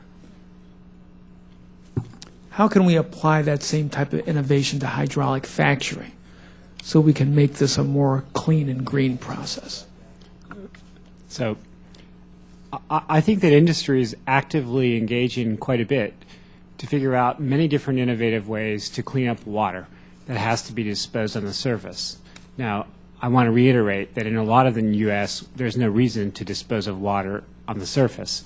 But in areas where it is necessary, or maybe there's some beneficial reason to put the water on the surface. A lot of this so-called frack water or produced water isn't that far from a drinking water standard, and it can be cleaned up. So I would say that there are literally hundreds of entrepreneurs and a lot of very big companies that are working on a lot of different techniques to clean up water. And there are existing techniques that are very simple that have been used for decades. So a lot of actions happening there. I think in the air, pretty much the same story. It's a little harder to collect air, but it's definitely not so hard to figure out ways to reduce some of the major pollutants that might be going into the air. If I could add, I know a lot of the service companies that conduct the hydraulic fracturing operations are working on greener additives. They're already making a lot of progress that way, and I think that's another area that could bear fruit. Thank you. What's the time that I have remaining? I'd like to pose another question, and that comes from my review of the EPA's draft plan to study the potential impact of hydraulic fracturing on drinking water resources.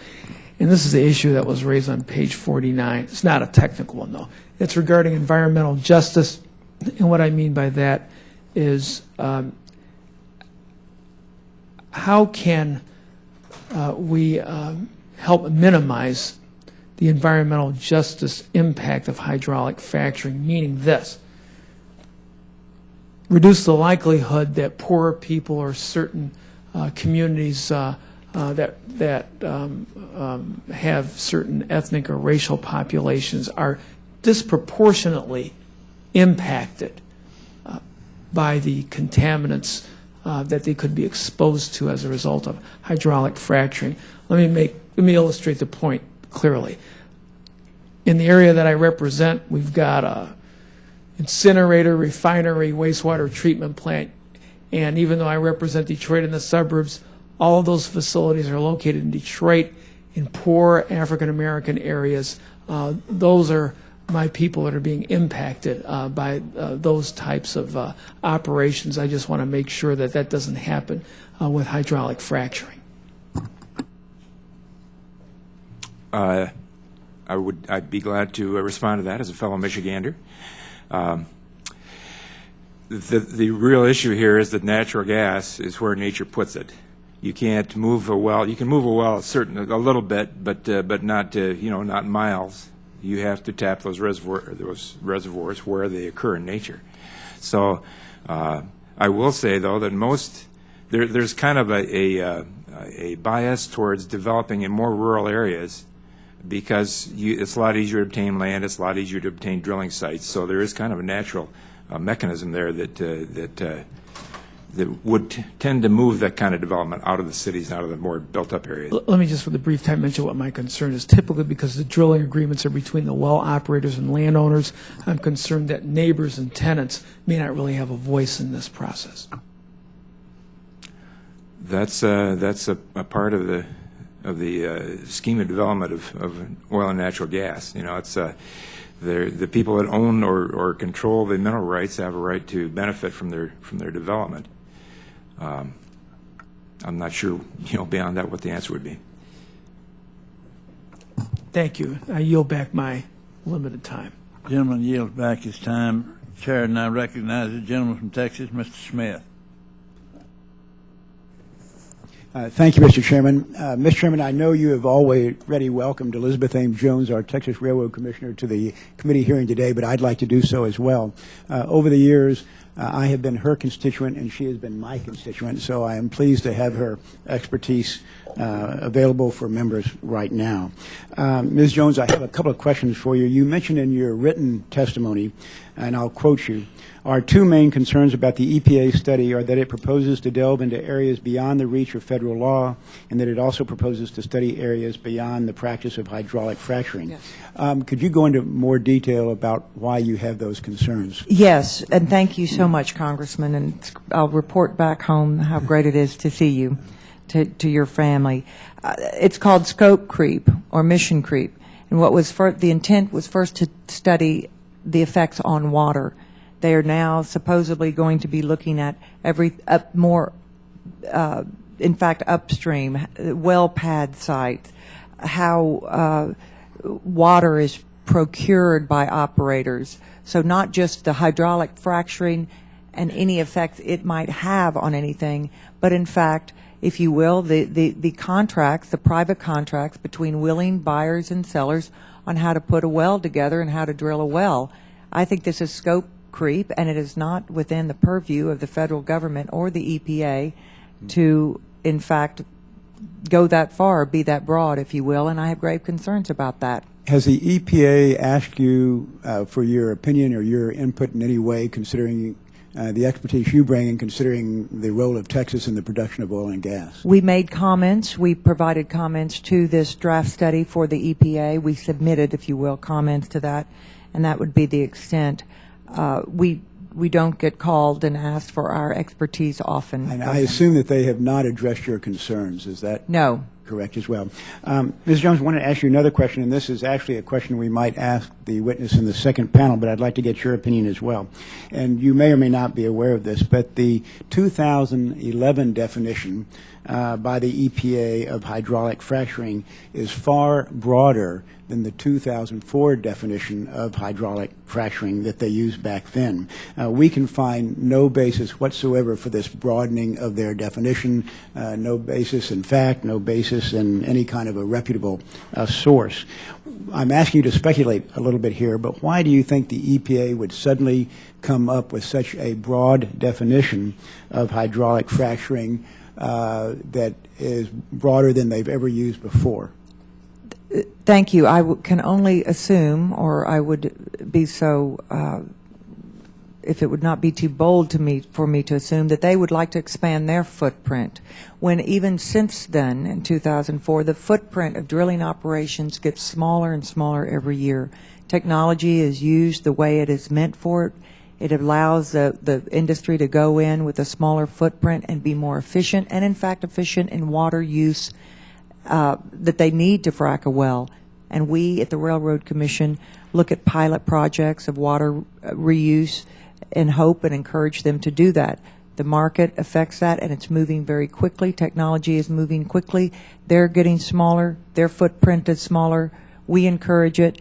The EPA seems to want a larger footprint. That's my explanation as well. Thank you, Ms. Jones. Thank you, Mr. Chairman.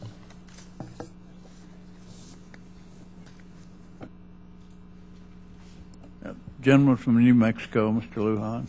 Thank you very much, Mr. Chairman, and I appreciate all the witnesses' time today as well. Mr. Chairman, based on the testimony that I heard today and that was filed, I would just like to ask the witnesses, and I appreciate your efficiency, Mr. Chairman, when you're able to get a yes or no answer, and I only strive to be able to live up to those expectations, Mr. Chairman, so I'll do my best to be like you, Ralph Hall, and see what we can do there, Mr. Chairman. But with that being said, Ms. Jones, I appreciate you being here as well. Do you believe that there's best practices that exist within hydraulic fracturing today across the country, but especially in Texas? I do. Dr. Summers, do you believe there to be best practices? We do not have them in place for the Marcellus, I believe, and as I've said, I think we need to look at other areas. Mr. Fitch? Yes, we do. Dr. Cooper? Yes, I believe. Dr. Economides, is that correct, sir? Yes, of course. I mean, we do 80,000 frac treatments in the United States per year right now. With that being said, Mr. Chairman, do any of the witnesses believe that those best practices should be adopted? Commissioner Jones? I think that one size does not fit all, because the different areas of the country have different, even their road makeup, their population, their disposal of frac water. So I would like to help Maryland have a Railroad Commission of Maryland and just be able to regulate their industry so that they can reap the benefits like we have here in Texas. So, but what I am saying is that they have to look at the facts of what is really happening, because if they don't, they'll be distracted and there may be something that really does need attention.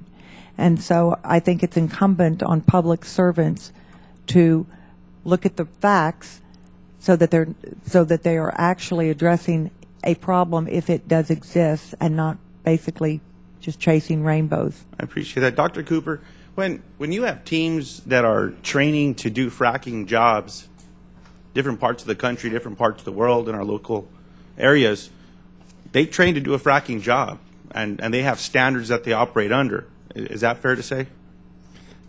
Yes. And so if we're talking about creating certainty for the industry, certainty across the country, and also certainty with the workforce and the teams that I've seen move forward with this, does it make sense that we have standards that, so that way when they're drilling in Texas or they're fracking in different parts of the country, that they're able to know how to go in, do that most efficiently, and make sure that they're protecting that groundwater as well? I think we have very high standards, especially in New Mexico. So does it make sense that there should be some standards so that when those teams are fracking in Texas or fracking in New Mexico, that they should live up to those same standards, even if they're minimum? I think they already exist. So if they're already minimum standards, is there objection by any of the witnesses that we should adopt minimum standards that should be followed, at least a floor, across the country? Any objection? I think we would prefer if the state of New Mexico regulated the state of New Mexico and the state of Texas regulates the state of Texas, and on and on.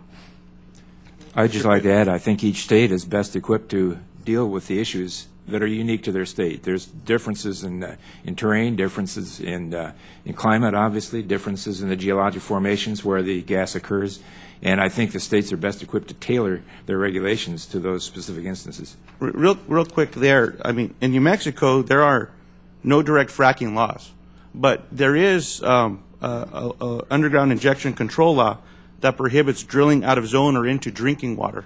Is that something that makes sense that should be adopted nationally? I'm perfectly comfortable with our Railroad Commission standards. I don't need to adopt New Mexican standards That's for fair. Texas. I appreciate that, Commissioner. Commissioner, the water that was talked about by the chairman a bit ago in Texas where the EPA went in, did that meet safe drinking water standards when the EPA stepped in there? Which water? The water that you answered that there was no contamination. Oh, the Range Resources water. In fact, that water well, the water well owner. Well, Mr. Chairman, if I may, Commissioner Jones, did that water meet safe drinking water standards? It had gas in it before we even came into the picture, so he had already cut the pipe from his house and was not drinking from it. But several people do use it to water their lawn. Commissioner, would you drink that water? Yeah, absolutely. In fact, one of the homes did have a vent, and they were venting out the natural gas and using it. If I was at their house and they served it to me, yes, I would drink it. Well, I've been around some areas that meet some safe drinking water standards that I wouldn't drink and I won't want kids or nephews or nieces exposed to. The one thing that I hope, Mr. Chairman, that we can agree on is that as we look at what needs to be done in this area, understanding the needs of what needs to be done to be able to take advantage of natural gas across the country, is understand that I don't think there's any fault in trying to adopt some minimum standards at the very least. In New Mexico, several groups have gone forward and adopted some closed loop standards, which I would look forward to hearing from some of the witnesses as well, Mr. Chairman. But I certainly hope that we can find some common ground on this and at least adopt some agreement to begin the conversation about adopting minimum standards, as opposed to saying, what's good for us is not good for anyone else, when we're looking at protecting our water as opposed to accommodating our water resources. Thank you, Mr. Chairman. Thank you. Chair recognizes the gentle lady from Florida, Mrs. Wilson, for 5 minutes.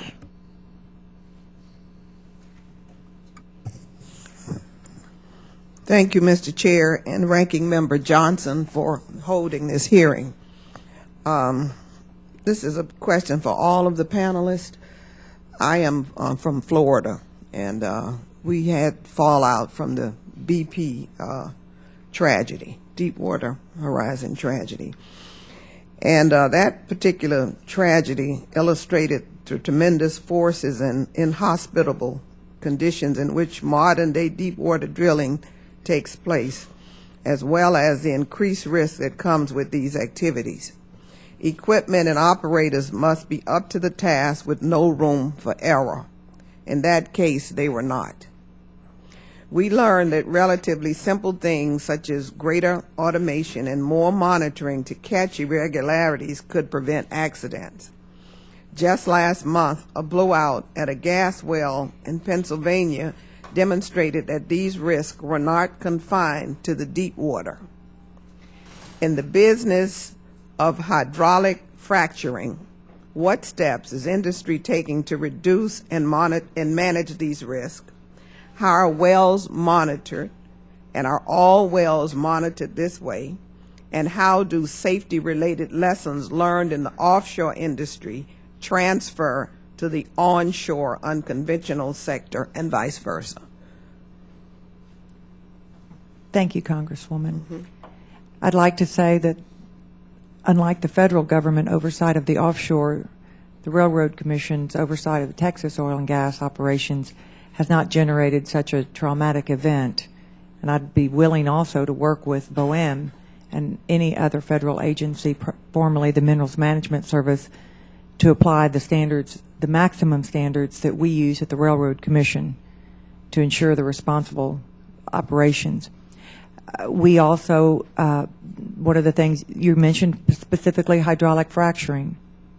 We have spacing rules that operators come in when they want to get a permit to drill a well. Distance rules.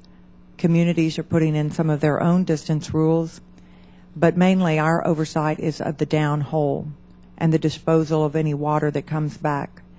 And so in our state, we have strict well casing rules to make sure that water cannot migrate out of the well. Cementing, they run cement logs. We have pages of rules and regulations to ensure responsible downhole drilling operations of the industry. And we also want to make sure that people benefit who own the minerals. And now with urban, suburban drilling, There are a lot more people who are reaping the benefits, financial benefits, because they own the minerals. But it is true, if they don't own the minerals, sometimes they are inconvenienced by a well that might go in near to their neighborhood. But the severance tax that they pay off the top from that natural gas goes into state coffers and funds schools, the permanent school fund to some extent, but our rainy day fund primarily.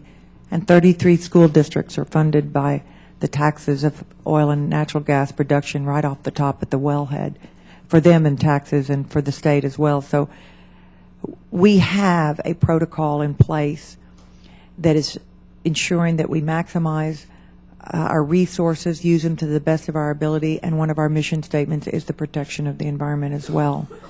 And I can tell you that I remain vigilant every single day. In fact, I would prefer that Texans remain vigilant in Texas, and perhaps if the federal government had been as vigilant as we are, the BP accident or disaster would not have taken place.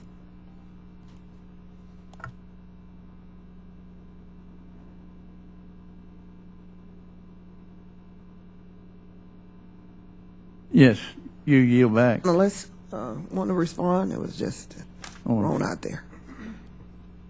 I could say a few words to that, I guess. I'm not sure exactly the details behind that Pennsylvania blowout, but I think I can safely say it was not really a fracturing issue per se. It was a well control issue. You can have that with any kind of well, whether it's fractured or not. The states, to echo Texas, the states do have safeguards. We require casing programs, blowout preventer programs to counteract those kind of things. However, nothing is ever going to be totally risk-free.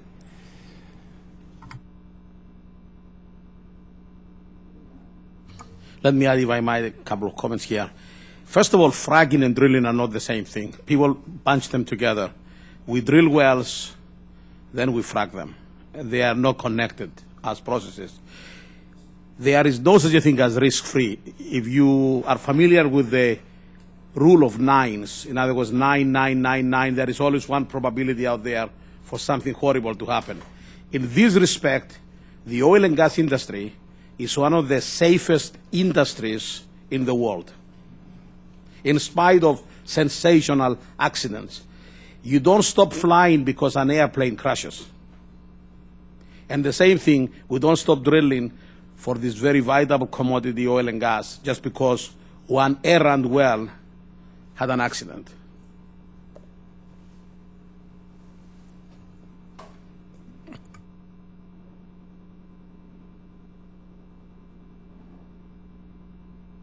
Gentlelady, yield back.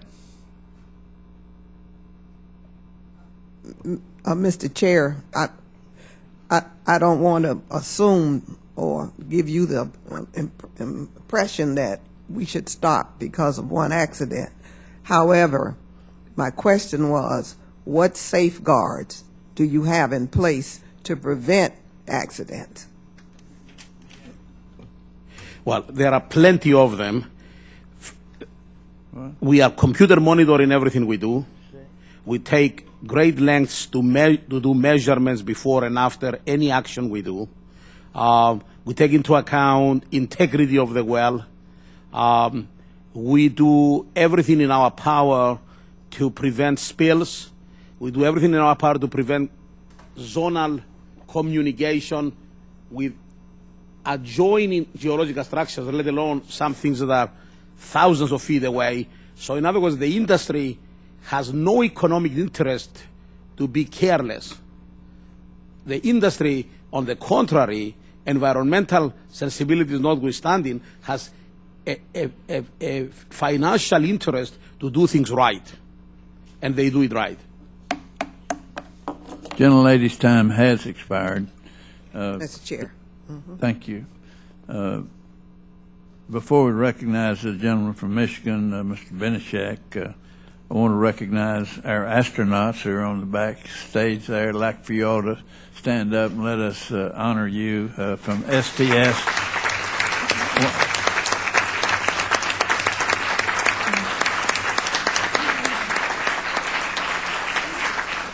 $133, you just landed when? Yesterday or the day before?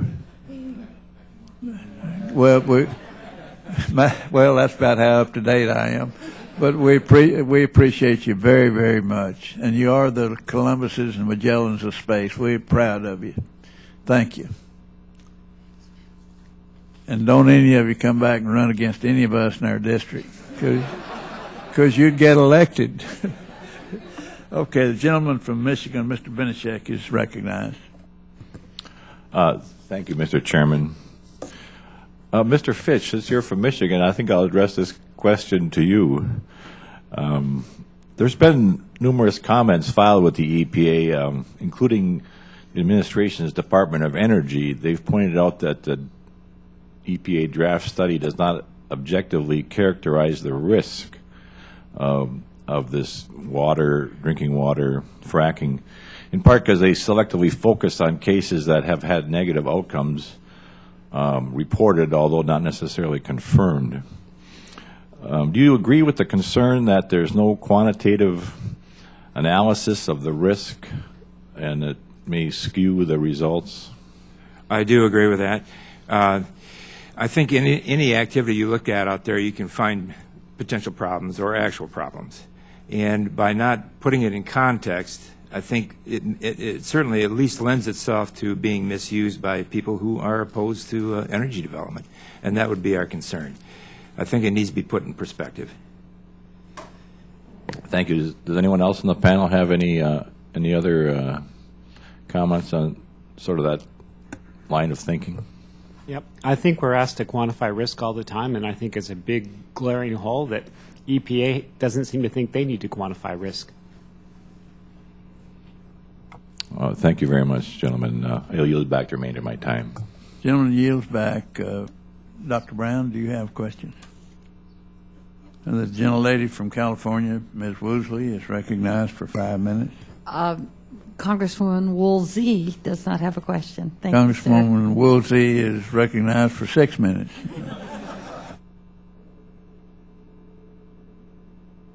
Doesn't take her long to use up her 6 minutes. All right. I thank the witnesses for your very valuable testimony, and I thank the members for their questions.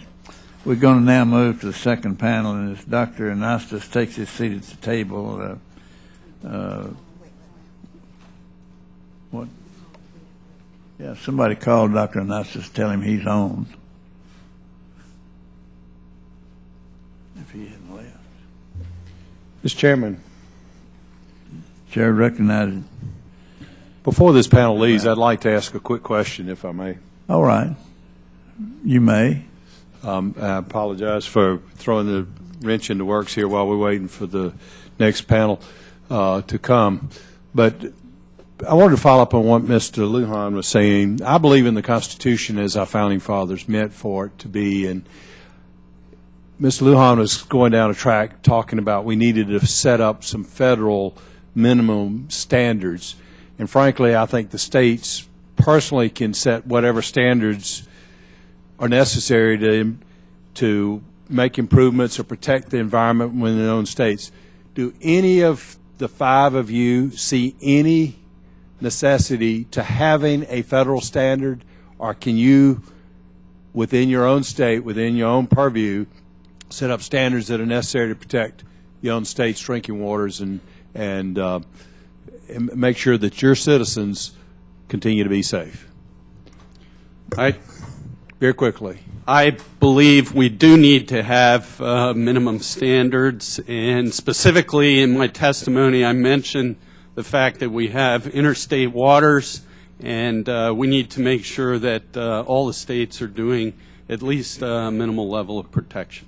Could we do that through interstate cooperation instead of having some federal nexus here? In fact, we have the Susquehanna River Basin Commission, which I mentioned, that has representatives from all the states that share that watershed, and I believe that that works extremely well, but we don't have that across the entire set of watersheds that impact Maryland. So in Maryland, I think that our work with the Environmental Protection Agency, Region 3, and the Chesapeake Bay Restoration has been a good example of how that federal work with the states can be very effective and productive. Anybody else, right quickly? I would, Go ahead. I would say no, that we can, the state of Texas can certainly and has already developed minimum, and they are quite stringent minimum standards. And thank you, Congressman, because I don't see anywhere in the Constitution where the authority to do this was delegated to the federal government. And I think that the states can regulate their own energy patch just fine. And I'm glad that the EPA is available. We have also worked with the EPA, and I think that Maryland, I look forward to helping them craft a compact where they can regulate their energy resources too. We can share knowledge, and certainly are just a phone call away. Anybody else want to come in? I would say from my perspective, each state is fully capable and has the necessary authority to properly regulate oil and gas, all aspects, including hydraulic fracturing.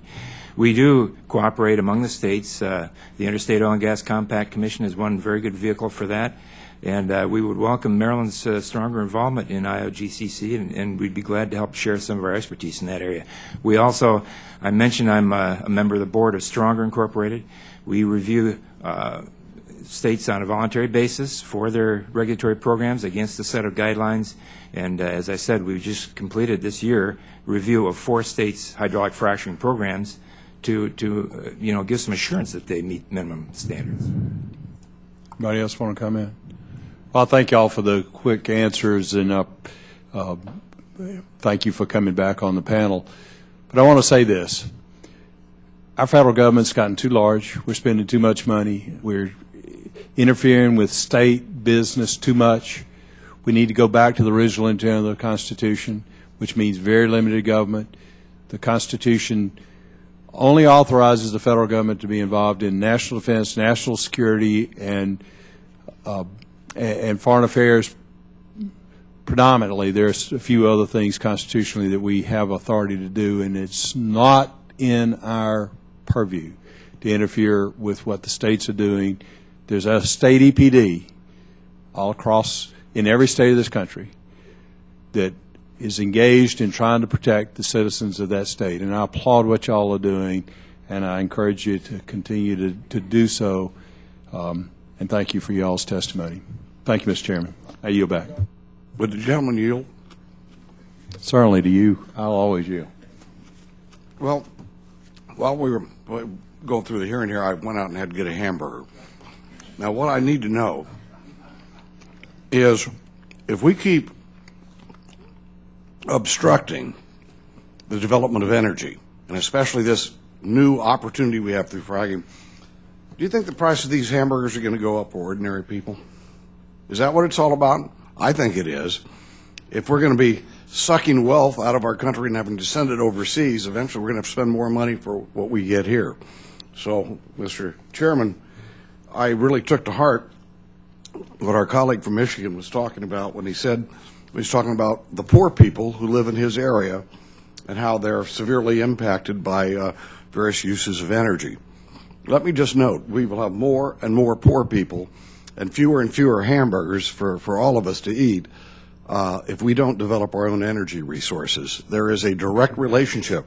Yes, no fracking, no gas, no prosperity. No prosperity, no jobs, no good life for the American people. So thank you all for your testimony. Thank you, Mr. Chairman, for leading this effort. Are you going to eat all that hamburger and not even offer us a bite? These are my carbs. It has something to do with some sunshine and gas. I reclaim my time, Mr. Chairman, and I yield it back. I once again thank the panel and the members for their questions, and we have our second panel now. Dr. Anastas, please take your seat at the table. You folks are welcome to stay, and the seats are set aside for you back there.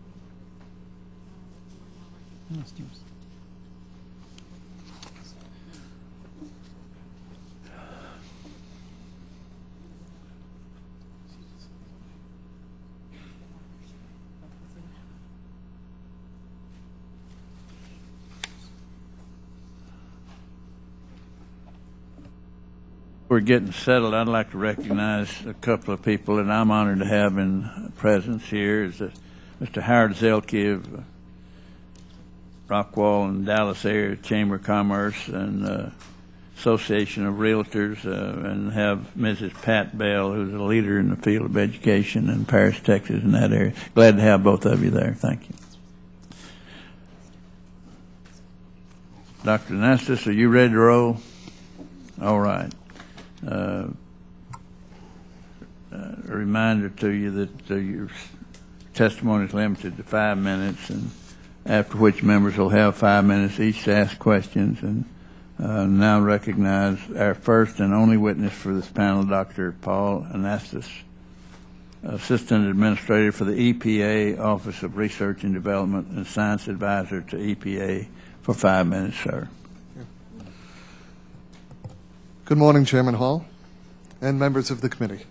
My name is Paul Anastas, and I am the Assistant Administrator for the Office of Research and Development of the U.S. Environmental Protection Agency. I want to say on a personal note how happy I am to be here before this committee. I've appeared before this committee on numerous occasions, and I believe you know, Mr. Chairman, that they've always been useful and productive, and so I appreciate the opportunity to be here today. Let me begin by saying that natural gas is an abundant source of domestic energy. However, as everyone can agree, we must ensure that its extraction is done in a way that does not contaminate the nation's drinking water supplies. Last year, in response to Congress and citizens across the country, EPA began designing a scientifically rigorous study on potential linkages between natural gas extraction through hydraulic fracturing and drinking water contamination. Consistent with advice provided by the Science Advisory Board at the U.S. EPA, in June of 2010, the scope of EPA's proposed research plan spans the full life cycle of water used in hydraulic fracturing activities, from its acquisition to chemical mixing, fracturing and post-fracturing stages, and its ultimate treatment and disposal. This full life cycle approach is necessary to identifying and understanding all of the factors that may impact the water quality of drinking water supplies across the United States. As we move ahead with the scientific process, we will adhere to two basic principles. First, our work will be driven by sound science. EPA has never and will never presuppose the outcome of any research effort. As this study progresses, we will rely only on sound scientific data and results to draw conclusions. Additionally, the draft study plan includes EPA's rigorous quality assurance requirements and upholds the highest standard of scientific integrity, a principle that is central to all of this agency's scientific work. Let me also be very clear that new pertinent science from any and all scientific sources will be considered by EPA if it is independent and peer-reviewed. Second, it is my firm belief that when citizens voice their concerns through their elected officials, it is the duty of public servants to address them in an open and transparent way. To this end, EPA is directly engaging stakeholders and technical experts throughout the course of the design of this study and the implementation of this study. For example, we have held a series of webinars for state, federal, and tribal stakeholders, which have drawn representatives from 21 states, as well as the Association of State Drinking Water Administrators, the Association of State and Interstate Water Pollution Control Administrators, the Groundwater Protection Council, and the Interstate Oil and Gas Compact Commission. We also held webinars with representatives from industry and non-governmental organizations to discuss public engagement process, the research study scope, data sharing, and other issues of interest. In total, 64 individuals from NGOs and 176 individuals from natural gas production and service companies and industry association have participated in these webinars. In the summer of 2010, EPA also held 4 public information sessions in Fort Worth, Texas, Denver, Colorado, Canonsburg, Pennsylvania, and Binghamton, New York. More than 3,500 individuals attended these sessions, provided more than 700 verbal comments and over 5,000 electronic and written comments. In addition, between February and March of 2011, EPA held a series of technical workshops with experts from industry and academia to discuss chemical and analytical methods, well construction and operations, fate and transport, and water resources management. More than 160 experts participated in these workshops, and all of these associated meeting agendas, presentations, proceedings can be found on the EPA website.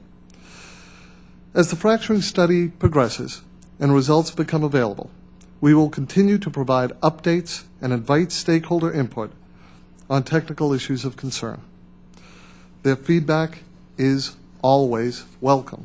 Mr. Chairman, this study is, first and foremost, about obtaining the knowledge to protect the American people and their environment. We are pursuing this work with the best available science and the highest level of transparency. As is our duty, we will conduct and present this study to the American people in the same unbiased, scientifically rigorous manner which we carry out all of our work. I look forward to keeping this committee updated on all of our progress, and thank you for the opportunity to appear before you today. Thank you, sir. And I remind members again, committee rules limit questioning to 5 minutes. At this point, I'll open a round of questions by recognizing myself for 5 minutes. Dr. Anastas, you know that I don't agree with you about 90% of the time, don't you? You understand that?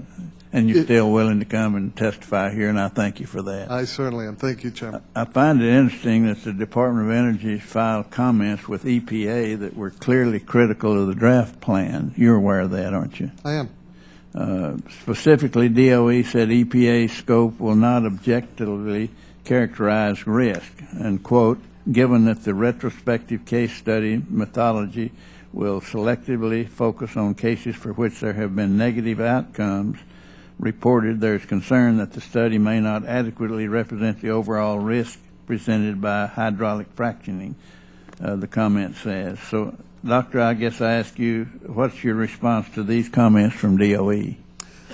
I think it's important to recognize what this study is intended to do. This study is intended to understand the factors that potentially could result in impact to drinking water from hydraulic fracturing operations. When we're saying that we want to understand the factors, that is trying to understand the factors that are the basis of whether or not a risk exists.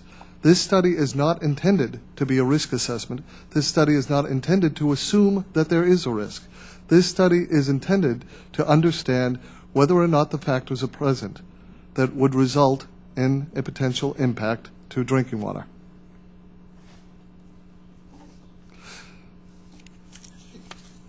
Perhaps I could explain even further.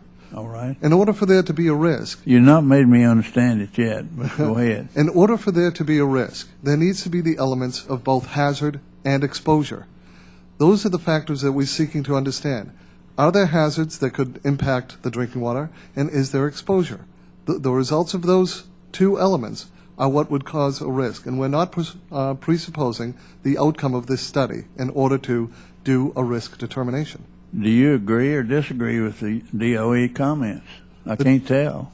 Let me be clear. The DOE comments are saying that this study does not conduct a risk assessment.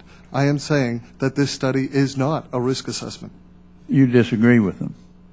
Yes. Okay. That's what I wanted to hear you say. This one. In your office, the EPA research office is responsible, are they not, for carrying out this study? That's your office. That's correct. And it seems strange that all of the online materials and information related to this study are located on EPA's Office of Water website. Why is that? They're responsible for water-related regulations. We want to make the information available and easy to find. We can certainly have a mirror site where people could go to either, but I think the most important thing is to make sure that the information is available to the American people. Yeah, who carries out the study, though? I'd expect this study to be carried out by scientists whose job it is to focus on research, which you are research. That's correct. The study will be carried out by scientists. Not by people whose job it is to regulate, and I don't really consider you regulators. That's correct. This study will be carried out by scientists. With that in mind, please describe the division of labor between your office and the Office of Water. I'd like to know who makes these decisions. These decisions and this study is being carried out by the Office of Research and Development. Approximately how many staff within each office will be dedicated to that effort? I'll have to get back to you on the exact number of staff because that's not a number that I have at my fingertips, sir. All right, sir. In question 2 of the invitation letter, which I have here, I ask you if you'd allow for public comment on the revised study plan. So after the Science Advisory Board provides comments and recommendations, EPA is going to revise the study plan. At that time, will you allow for public comment on that at that point? We're certainly on the going revised plan. We're certainly going to have continued engagement on the plan, and we'll be responsive to the public comments that were accepted by the Science Advisory Board. You'll have engagements. That's not what I asked you. Will you allow for public comment? We will accept public comment in the meetings that we have with stakeholders, and the dialogue and the updates that we provide to stakeholders, certainly. Okay, that's a yes. Public comment in the framework of a scientific advisory board meeting is a very formal mechanism. What I'm saying is that we certainly will accept comment in the interactions that we have on the updates and the ongoing updates and informing the American public of the progress. And would that be formal public comment in the Federal Register? No, that will not be a Federal Register. Those will be direct interactions.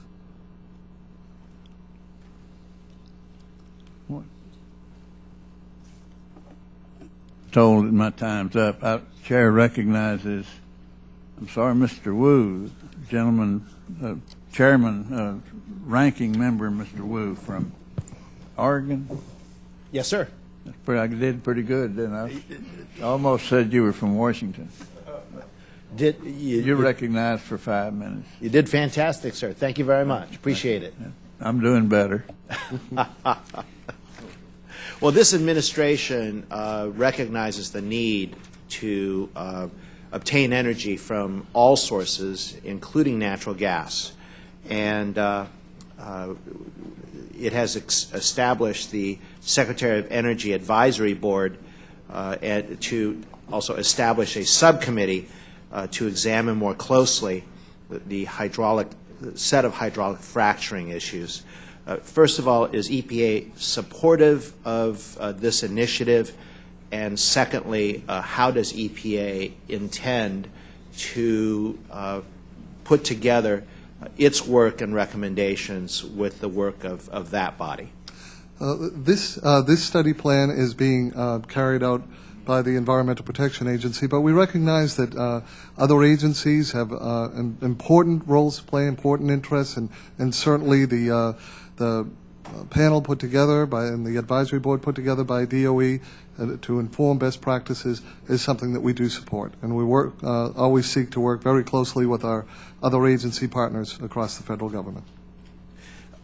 Dr. Anastas, can you describe to me the process that you've gone through and also the extent to which you have sought stakeholder input from all sources? Yes. One of the things that was a hallmark of putting together this study plan was in order to engage technical experts from industry, from academia, certainly in coordination with other governmental, other federal agencies.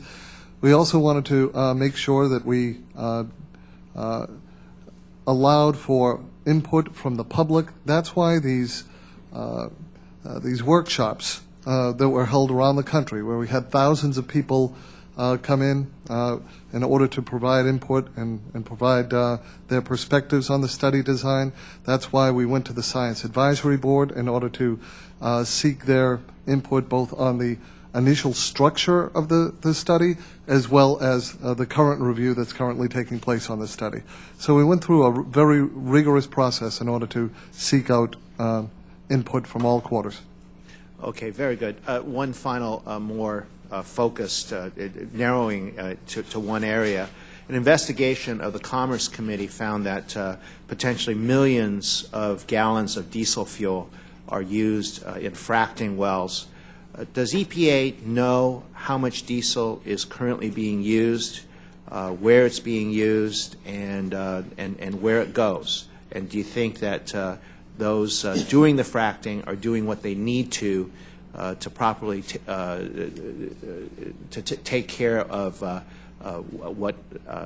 to take care of this downstream from the actual useful use of diesel?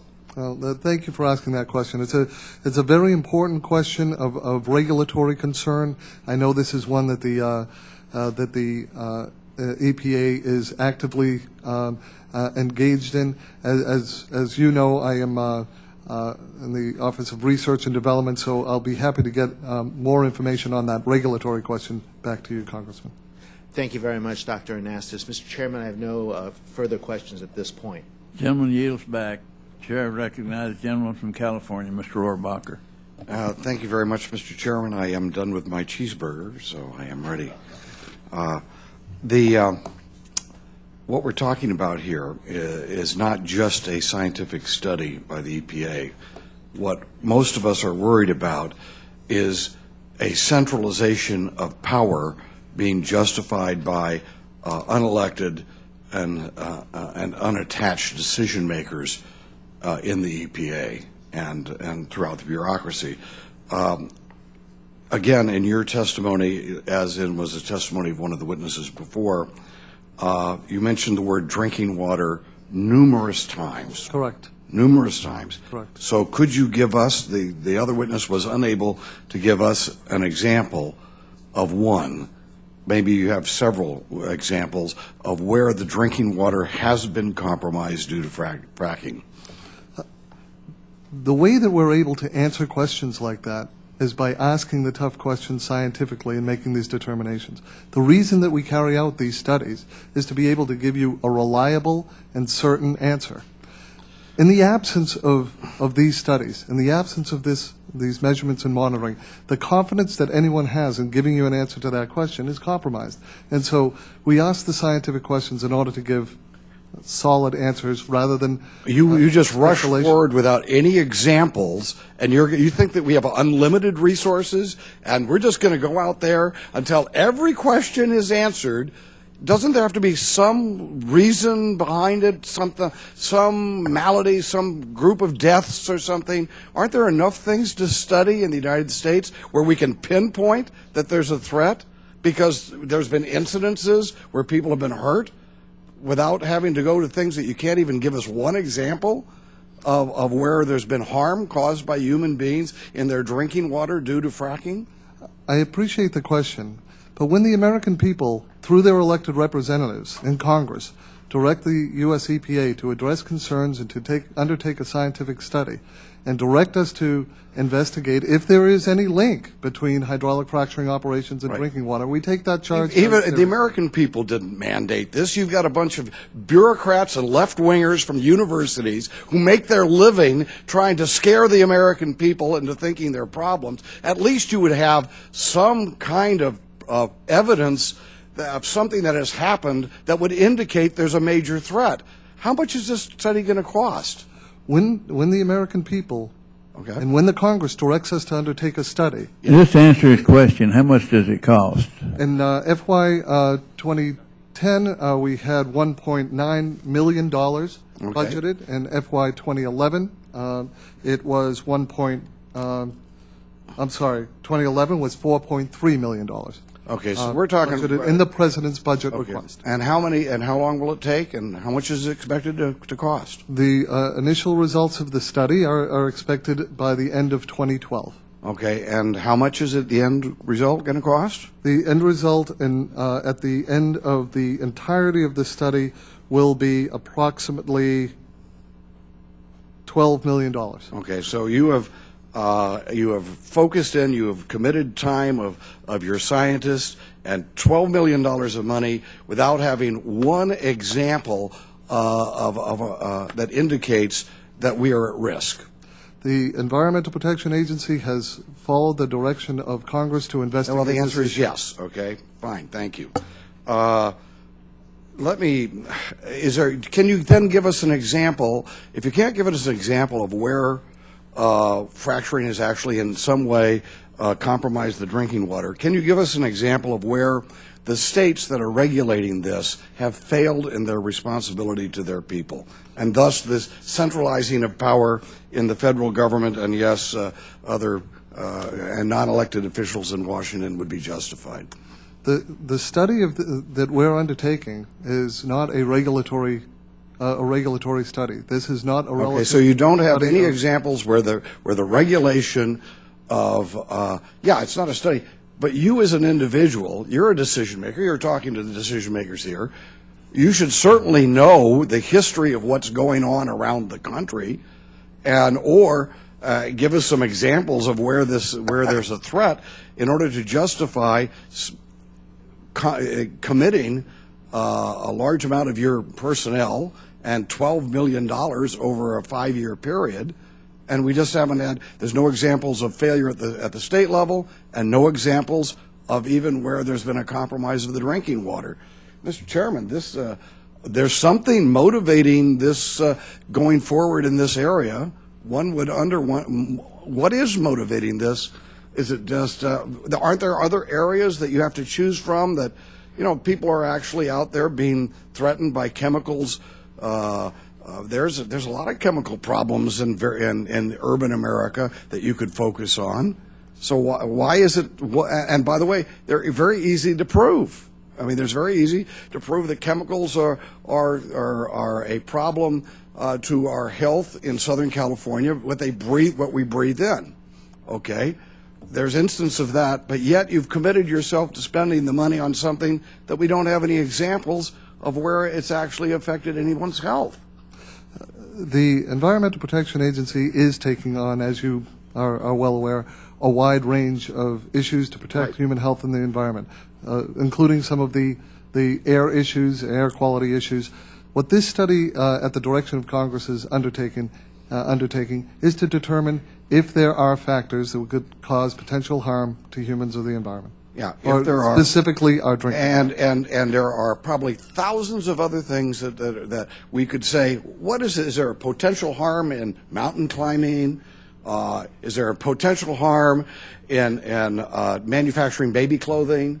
But yet you have chosen just as we're one last note, and that is our country is being strangled. The reason why our people are living worse off now than they were 10 years ago, and people can't get good jobs, is we're sending wealth out of our country, $1 trillion a year. Industry is being strangled. Our way of life is being strangled because we're not being permitted the energy we need to have prosperity in this country. And the frivolous nature of just giving scientists go out and see if you can find something that will permit us to stop energy production, because that's what this is all about. And I'm happy to see that Congressman Hall is having this hearing so we can express that. Thank you. Gentleman's time has expired. Chair recognizes Mrs. WOOLSEY, California, for 5 minutes. Pronounce Woolsey, Mr. Chairman. Thank you, Doctor, for being here. You're doing great. I think you're aware, and you knew before you even got here, that good science isn't always the basis of our decisions on the Science Committee. I think that's weird, but it's true. So here's, motivation. Okay, the motivation for this study is a bunch of citizens, scientists, concerned about a process that we don't know enough about in this country.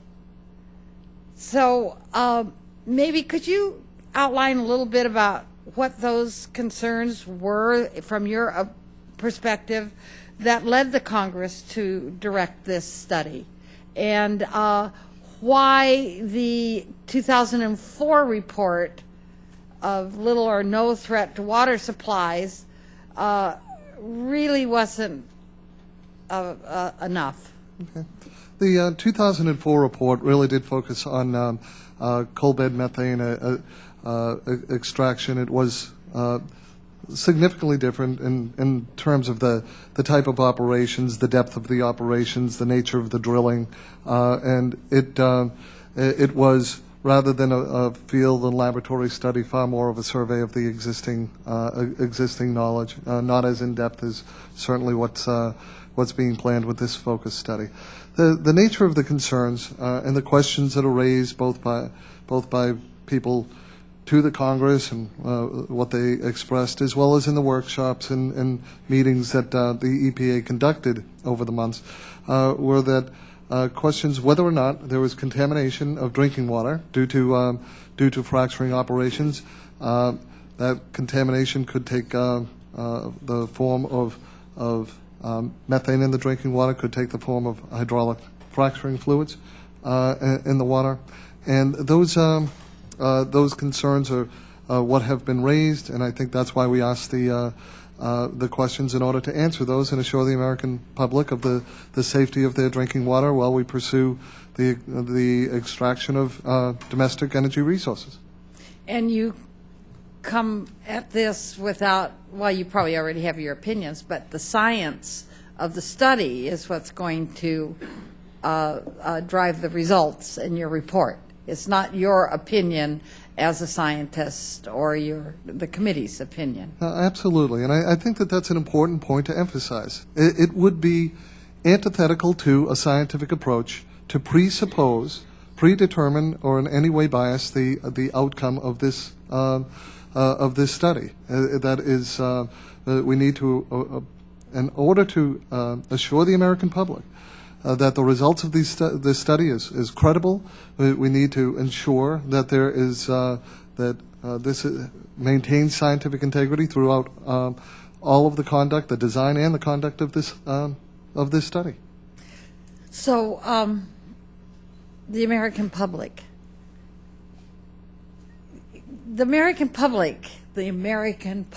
I mean, you know, not the people sitting up here that still don't have enough information to make these decisions without a good basis study behind it. But the American public, they aren't worried about this yet, but they will certainly be worried about it if they start having traces of poisons and problems in their drinking water. And is not this study to prevent something from happening that then the American public will stand up and roar, and what's the matter with you idiots on the science committee? You don't protect us. So isn't that what EPA is about?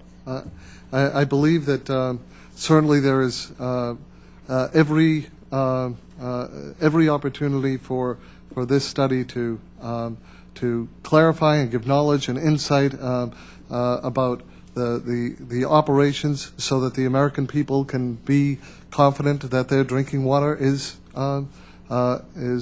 pure and uncontaminated. And I think that it's studies like this that give the American people that confidence. Well, I thank you very much. I yield back. Chair, thank you. The gentlelady yields back. Gentleman from Maryland, Dr. Harris, is recognized for 5 minutes. Thank you very much. Thank you, Dr. Anastas, for coming to testify. I've got a question. I guess the background is that back in the FY 2010 budget, I guess there was some kind of language suggesting that the EPA study, but it left the scope of the study, or I guess the need for an in-depth study, totally up to the EPA. Is that right, given the language? I don't have the exact language in front of me. The study did, the report language did talk about the connection between hydraulic fracturing operations and drinking water. Correct. So the EPA could have come back and just said, you know what, we've investigated and there has been no case ever of contamination, known contamination of drinking water from hydraulic fracturing, which has gone on for years and years and years. I mean, that is one possible outcome of the EPA evaluation. They could have done a retrospective review of all the reported cases and said, actually, it's never been proven that any drinking water has been contaminated by it. Is that I believe to have that kind of unilateral determination, right, without tapping into the type of expertise we did, without review by the Science Advisory Board, may have been highly questioned. Well, the Science Board could have done it that way. And the reason is because, you know, in medicine, and I've done medical research, I mean, there's this thing called the index case. It's usually what brings something to people's attention. In the absence of an index case, it's a shotgun approach for anything. And I'll give you an example. I mean, I could say, there are a group of people, very concerned about aspirin. I mean, my gosh. And, maybe I should write a letter to the EPA, or maybe we should stick in some budget language. FDA ought to study aspirin. And I'd come back and say, let me tell you something. It's been around for a long time. And sure, there are possible potential. In fact, aspirin's a bad example because there are kind of bad things that can happen with aspirin. But, the lack of an index case is very puzzling to me. And it begs the question, was the question framed in such a way that you had to go after potential impacts, or was the question framed in such a way you could say, what we're going to do, we're going to look for an index case, and in the absence of an index case, you're going to say that we really should defer the expenditure of $12 million of money we don't have, that we have to borrow from the Chinese to fund this study. So was that one possible outcome? I mean, you could have just, the science advisory board said, we're going to search for an index case, but in the absence of an index case, what are we looking for? It's an excellent question, Congressman. I have to say that the reason that we ask the hardest questions and seek this knowledge is to give the American people confidence in the purity of their. Okay, let me just. I hate to stop you there, but I only have 2 more minutes. Wouldn't the American people have confidence if the EPA came out and said, we've looked into every reported potential case, and there is no case of drinking water contamination? Because that is striking to me, that one result of this hearing is that we have confirmed, and you're kind of confirming, and the head of the Maryland Department of the Environment, who in fact went to the Maryland legislature to attempt to also promote a study, has confirmed no one knows of a case of documented drinking water contamination. Is that an accurate summary? And wouldn't the American people better be served by saying, there is no known danger right now, but as soon as something comes to our attention that could be a known danger, a known risk where contamination has occurred, we're right on it.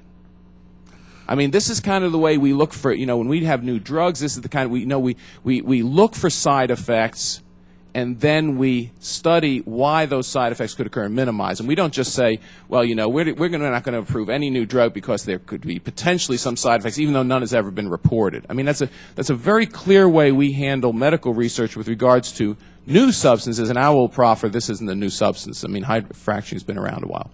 It's a long, lengthy question, but I guess the bottom line is, has there been a case, as far as you know, and wouldn't the American people be served better by, in fact, turning down what I will refer to as hysteria? And believe me, I've seen it in the medical field plenty of times. A hysteria that knowledgeable, qualified people might be, their best approach might be to say, instead of writing something about all the potential impacts, saying, because I looked here, I'm looking through the study, and I don't see it emphasized that no case has ever been determined to have occurred. Am I missing it, or is it in here somewhere? What I believe you may be missing, Congressman, is that when we see studies such as the one that even recently came out of Duke University, that appearing in the proceedings of the National Academy of Sciences, we need to take those studies seriously. When we see such reputable groups, such as the University of Texas announcing today their comprehensive review of hydraulic fracturing by the leader of that group, Dr. Ray Orbach, who is tremendously respected, was a tremendously respected Undersecretary of Energy for in the Bush administration. To think that we could unilaterally declare that there's no problem here and we're going to move on with these kind of legally concerns, I think the American people expect us to ask the tough questions and answer those tough questions in a process that is that preserves scientific integrity. I'm going to yield back, Mr. Chairman. I would just say, once to emphasize again, there is no index case here. Thank you. Would you, before you yield back, yield to me to ask one question? Certainly would, Mr. Chairman, always. You mentioned the Duke study. I presume you've read the Duke study. Yes, I have. And you use that to substantiate some of the things you've said, do you not? I use that study to show that there are concerns.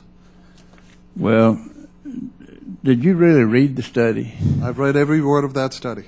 Did you read where they said our results show evidence for methane contamination of shallow drinking water systems in at least 3 areas of the region and suggest important environmental risk accompanying shale gas exploration worldwide? Yes, I have.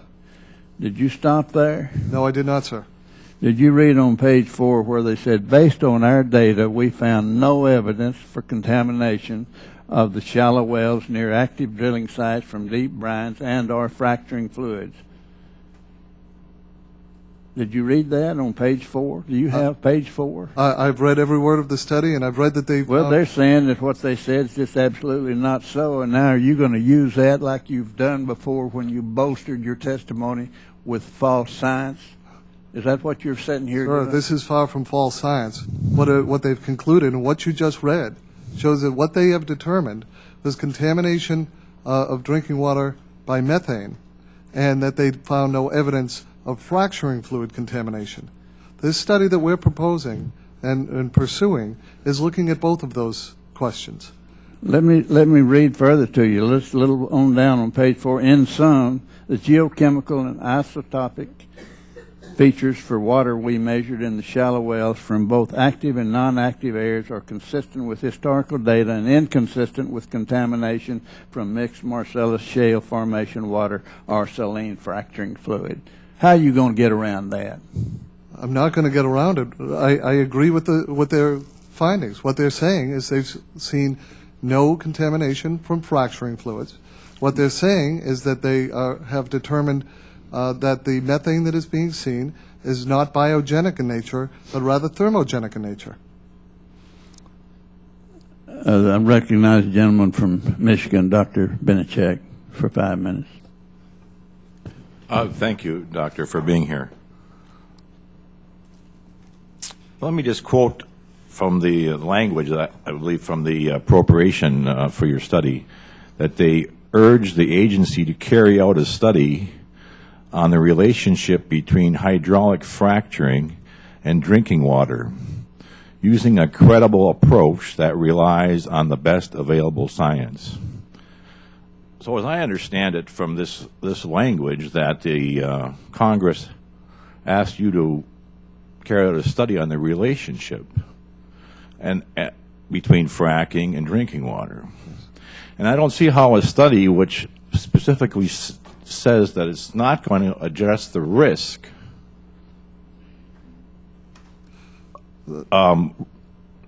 complies with this order to study the relationship.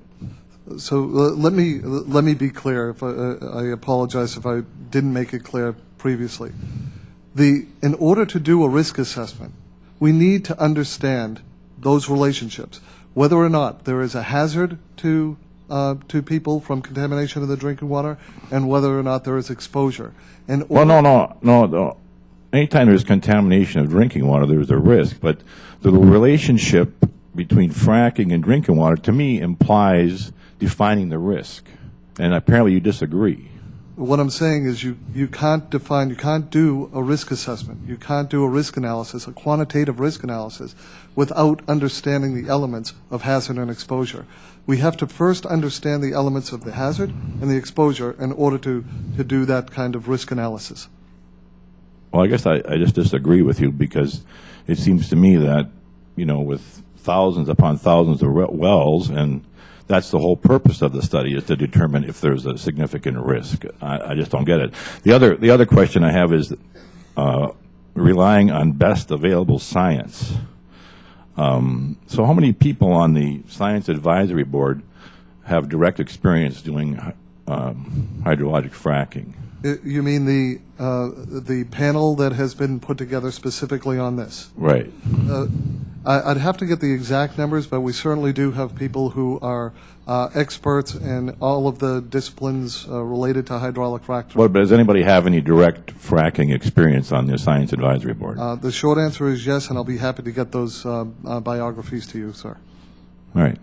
Thank you. I yield back my time. Gentleman yields back. Chair recognizes Dr. Brown. Thank you, Mr. Chairman.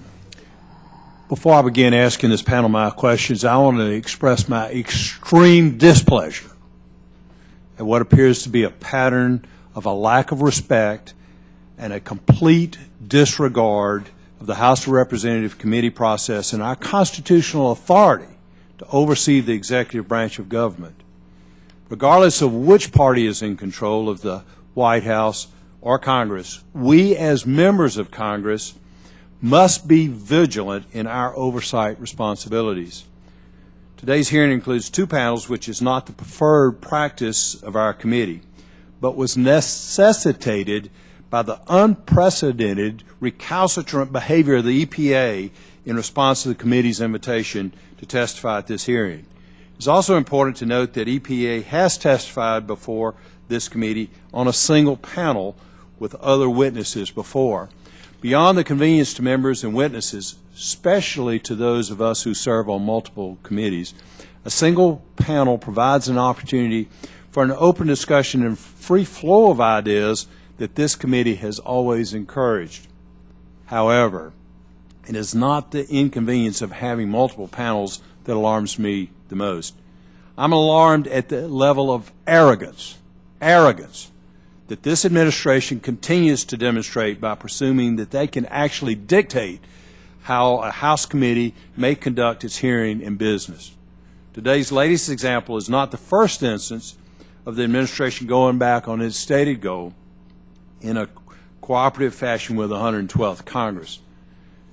The Investigations and Oversight Subcommittee, which I am chairman, experienced this same behavior with our first hearing when the TSA actually thought they could dictate what issues and topics fall under this committee's jurisdiction and refused to testify. See the same thing from the EPA. And I'm extremely disappointed in the behavior of this administration. Mr. Chairman, I appreciate the committee's indulgence and let me air my frustration and hope this situation can be rectified and the committee can continue its important duties. May I address your comment? No, Doctor, I don't have but just a few minutes, and I've got a question or two I want to ask you. Did you write your testimony? I did. Doctor, I'm a physician. I'm a scientist, an applied scientist, not a research scientist. And so I know very well as a policymaker that science cannot dictate policy. But science, policy can be based on good science. Say it in another way, science describes, it cannot prescribe. In your testimony, you made a statement that I think is blatantly false. You stated that the EPA utilizes good science, peer-reviewed science, and takes into consideration opposing views. I don't think that's factual. And the endangerment finding is a good example because I believe in my heart that EPA had a policy that they wanted to put in place, that this administration wanted to follow, and that they utilized one set of scientific data to try to justify the policy dictated. And I see the same thing with this frack policy that you guys are trying to promote and trying to stop fracking. I believe this administration wants to stop oil and gas development in this country, and I think they're utilizing EPA and what you're doing in that process. Now, EPA published a study, Ms. Woolsey asked you about, in 2004, evaluation of impacts to underground sources of drinking water by hydraulic fracturing of coal bed methane reservoirs. Do y'all stand by the conclusions that y'all issued in the report that it poses little or no threat to drinking water? Coal bed methane reservoirs are not the subject of this study. So if you're asking whether or not that study is relevant to the study that we're undertaking, the answer would be no. Only partially relevant because those are at much different strata of the geologic formation and different processes being used. Well, given President Obama's executive order and memorandum highlighting the importance of interagency coordination regarding regulatory activity, please explain how the EPA is syncing its study with those of the Department of Energy and the Department of Interior. In general, how is EPA implementing the executive order with reference to potential fracking regulation? This study is not a regulatory study. This study is a scientific study that we work closely with our partners at other agencies in informing the nature of this study. But this study is not a study that is based on regulations. This is not a regulatory action. Well, we have no index study, as Dr. Harris was just talking about. You're just going out and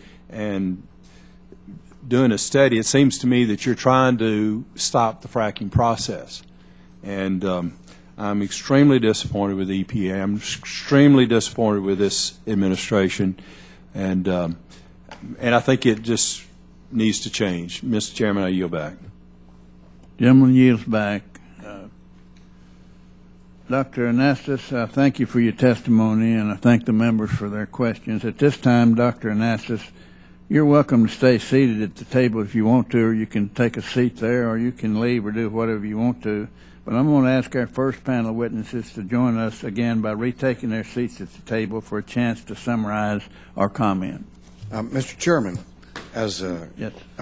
As our new panel's being seated, if I could just mention that I'd like to thank Dr. Anastas for coming forward today. This was a rough hearing, and we were rough on you, but we're trying to get to the truth. And I appreciate the fact that in some of the questions, on almost all the questions, you were being straightforward with us, and at times we had to cut you off because we have limited time that we can ask, and just want to express my appreciation to your forthrightness today in answering these questions. Thank you, sir.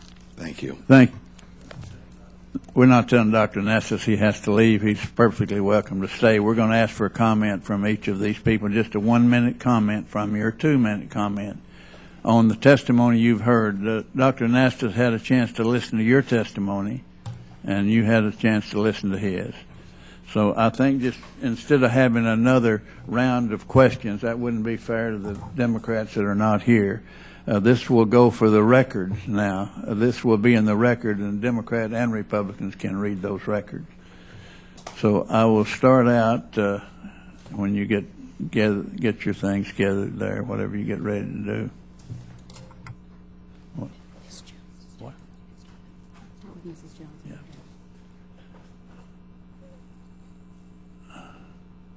What the hell are they doing? I don't know. What's going on at the table there? Is something I'm not supposed to see, or I couldn't stand to see, or now you got Ms. Jones blocked off. All right, I thank you. That's a good staff we have, and I appreciate them. Heard the testimony of the EPA witness. Do you have comments on it? I do, Chairman, and I'd like to say that, in fact, I probably am the only person in this room who actually attended one of the meetings across the country that the EPA held in Fort Worth, Texas last year. And I want to tell you it was the least scientific-based meeting I have ever attended. I didn't have time to speak to it, and people were lined up, and the conversation really did not even address hydraulic fracturing. It was a large crowd of anti-drilling activists who, in fact, were trying to use every applied application technology in the drilling industry as an excuse, or to suspect it, to disparage it. I have never been in such an activist crowd that is so opposed to drilling. And there is a group in Texas who doesn't understand how strong the oil and gas exploration and production and severance taxes of it make this state. They're a very vocal minority, I might add, and that study, if it is to be based upon the information gathered at the hearing that I was at, will be extremely flawed when it is finally done. I would suggest to you that there are more studies here than we know there are more studies here than we can shake a stick at. In fact, it sounds like to me the EPA has a $12 million solution to a problem that doesn't even exist. I don't understand why the word, my word, and my word is my bond, And if I can save the taxpayers some dollars, I am here to do that.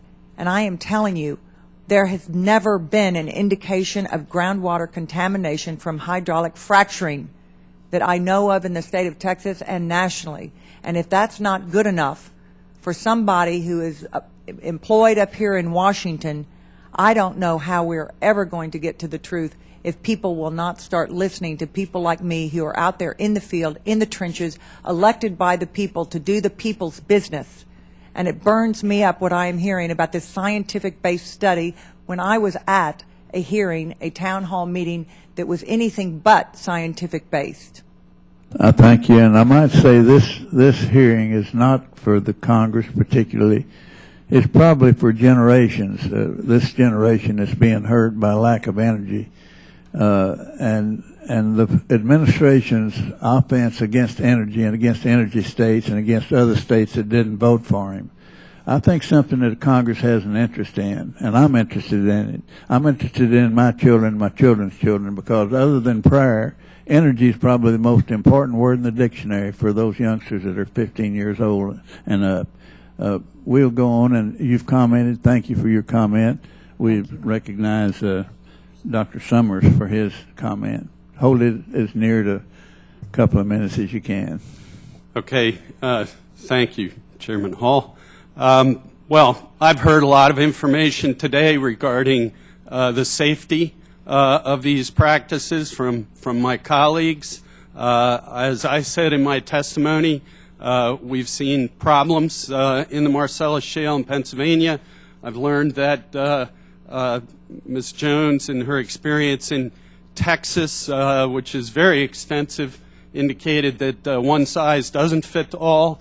I want to make sure we get the right size here in Maryland. We have a very important group of watersheds that millions of people depend upon for many purposes, and I think it's absolutely critical that we get the best information on all the various issues that I raised in my testimony, and we obviously have the opportunity to gather that information, specifically with respect to the EPA study.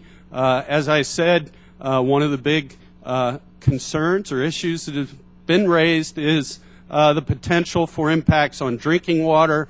I have been to public meetings in Maryland where a lot of folks have raised a lot of concerns about the drinking water impacts, probably very similar to what was just described. And I want to make sure we have the best scientific answers possible.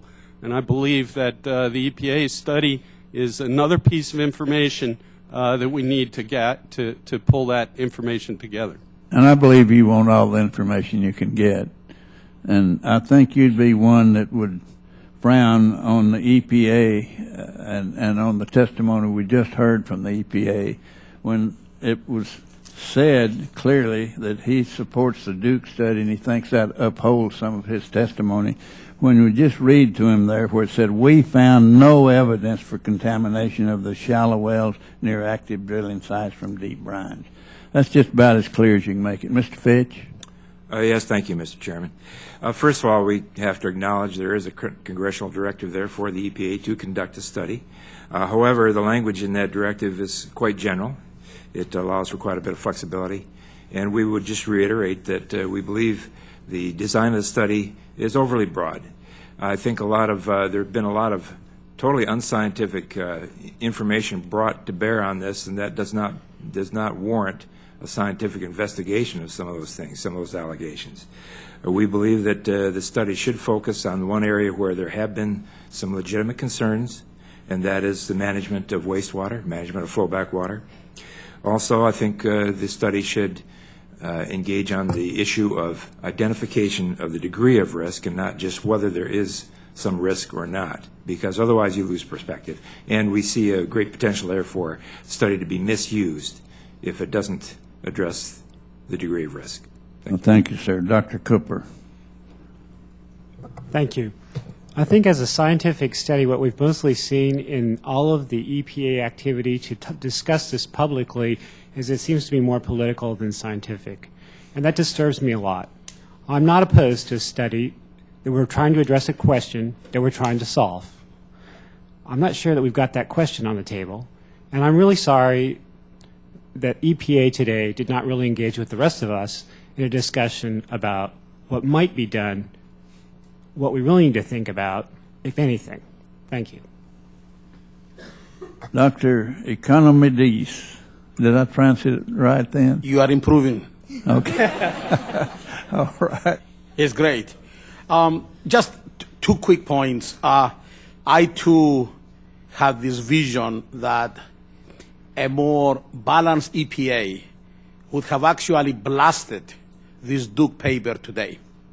They would actually take it upon themselves to critique it and tear it for what it is. This is shabby science, Mr. Chairman.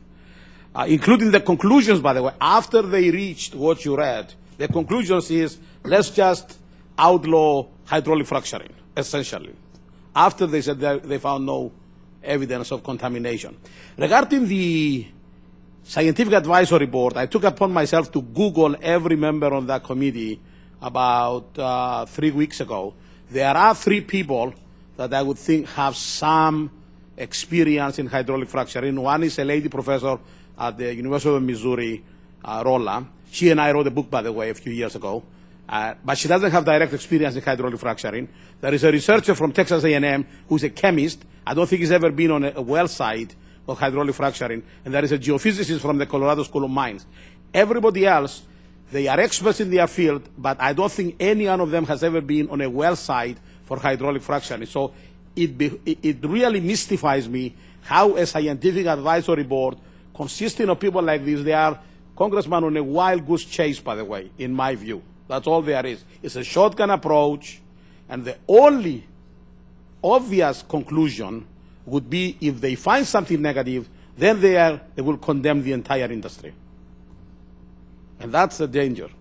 Gentlemen, and lady, we thank you for your time, and I thank every one of you for here. I think this hearing ought to clear up the hard, cold facts that the hearing was set for, if the liberal press will print it properly.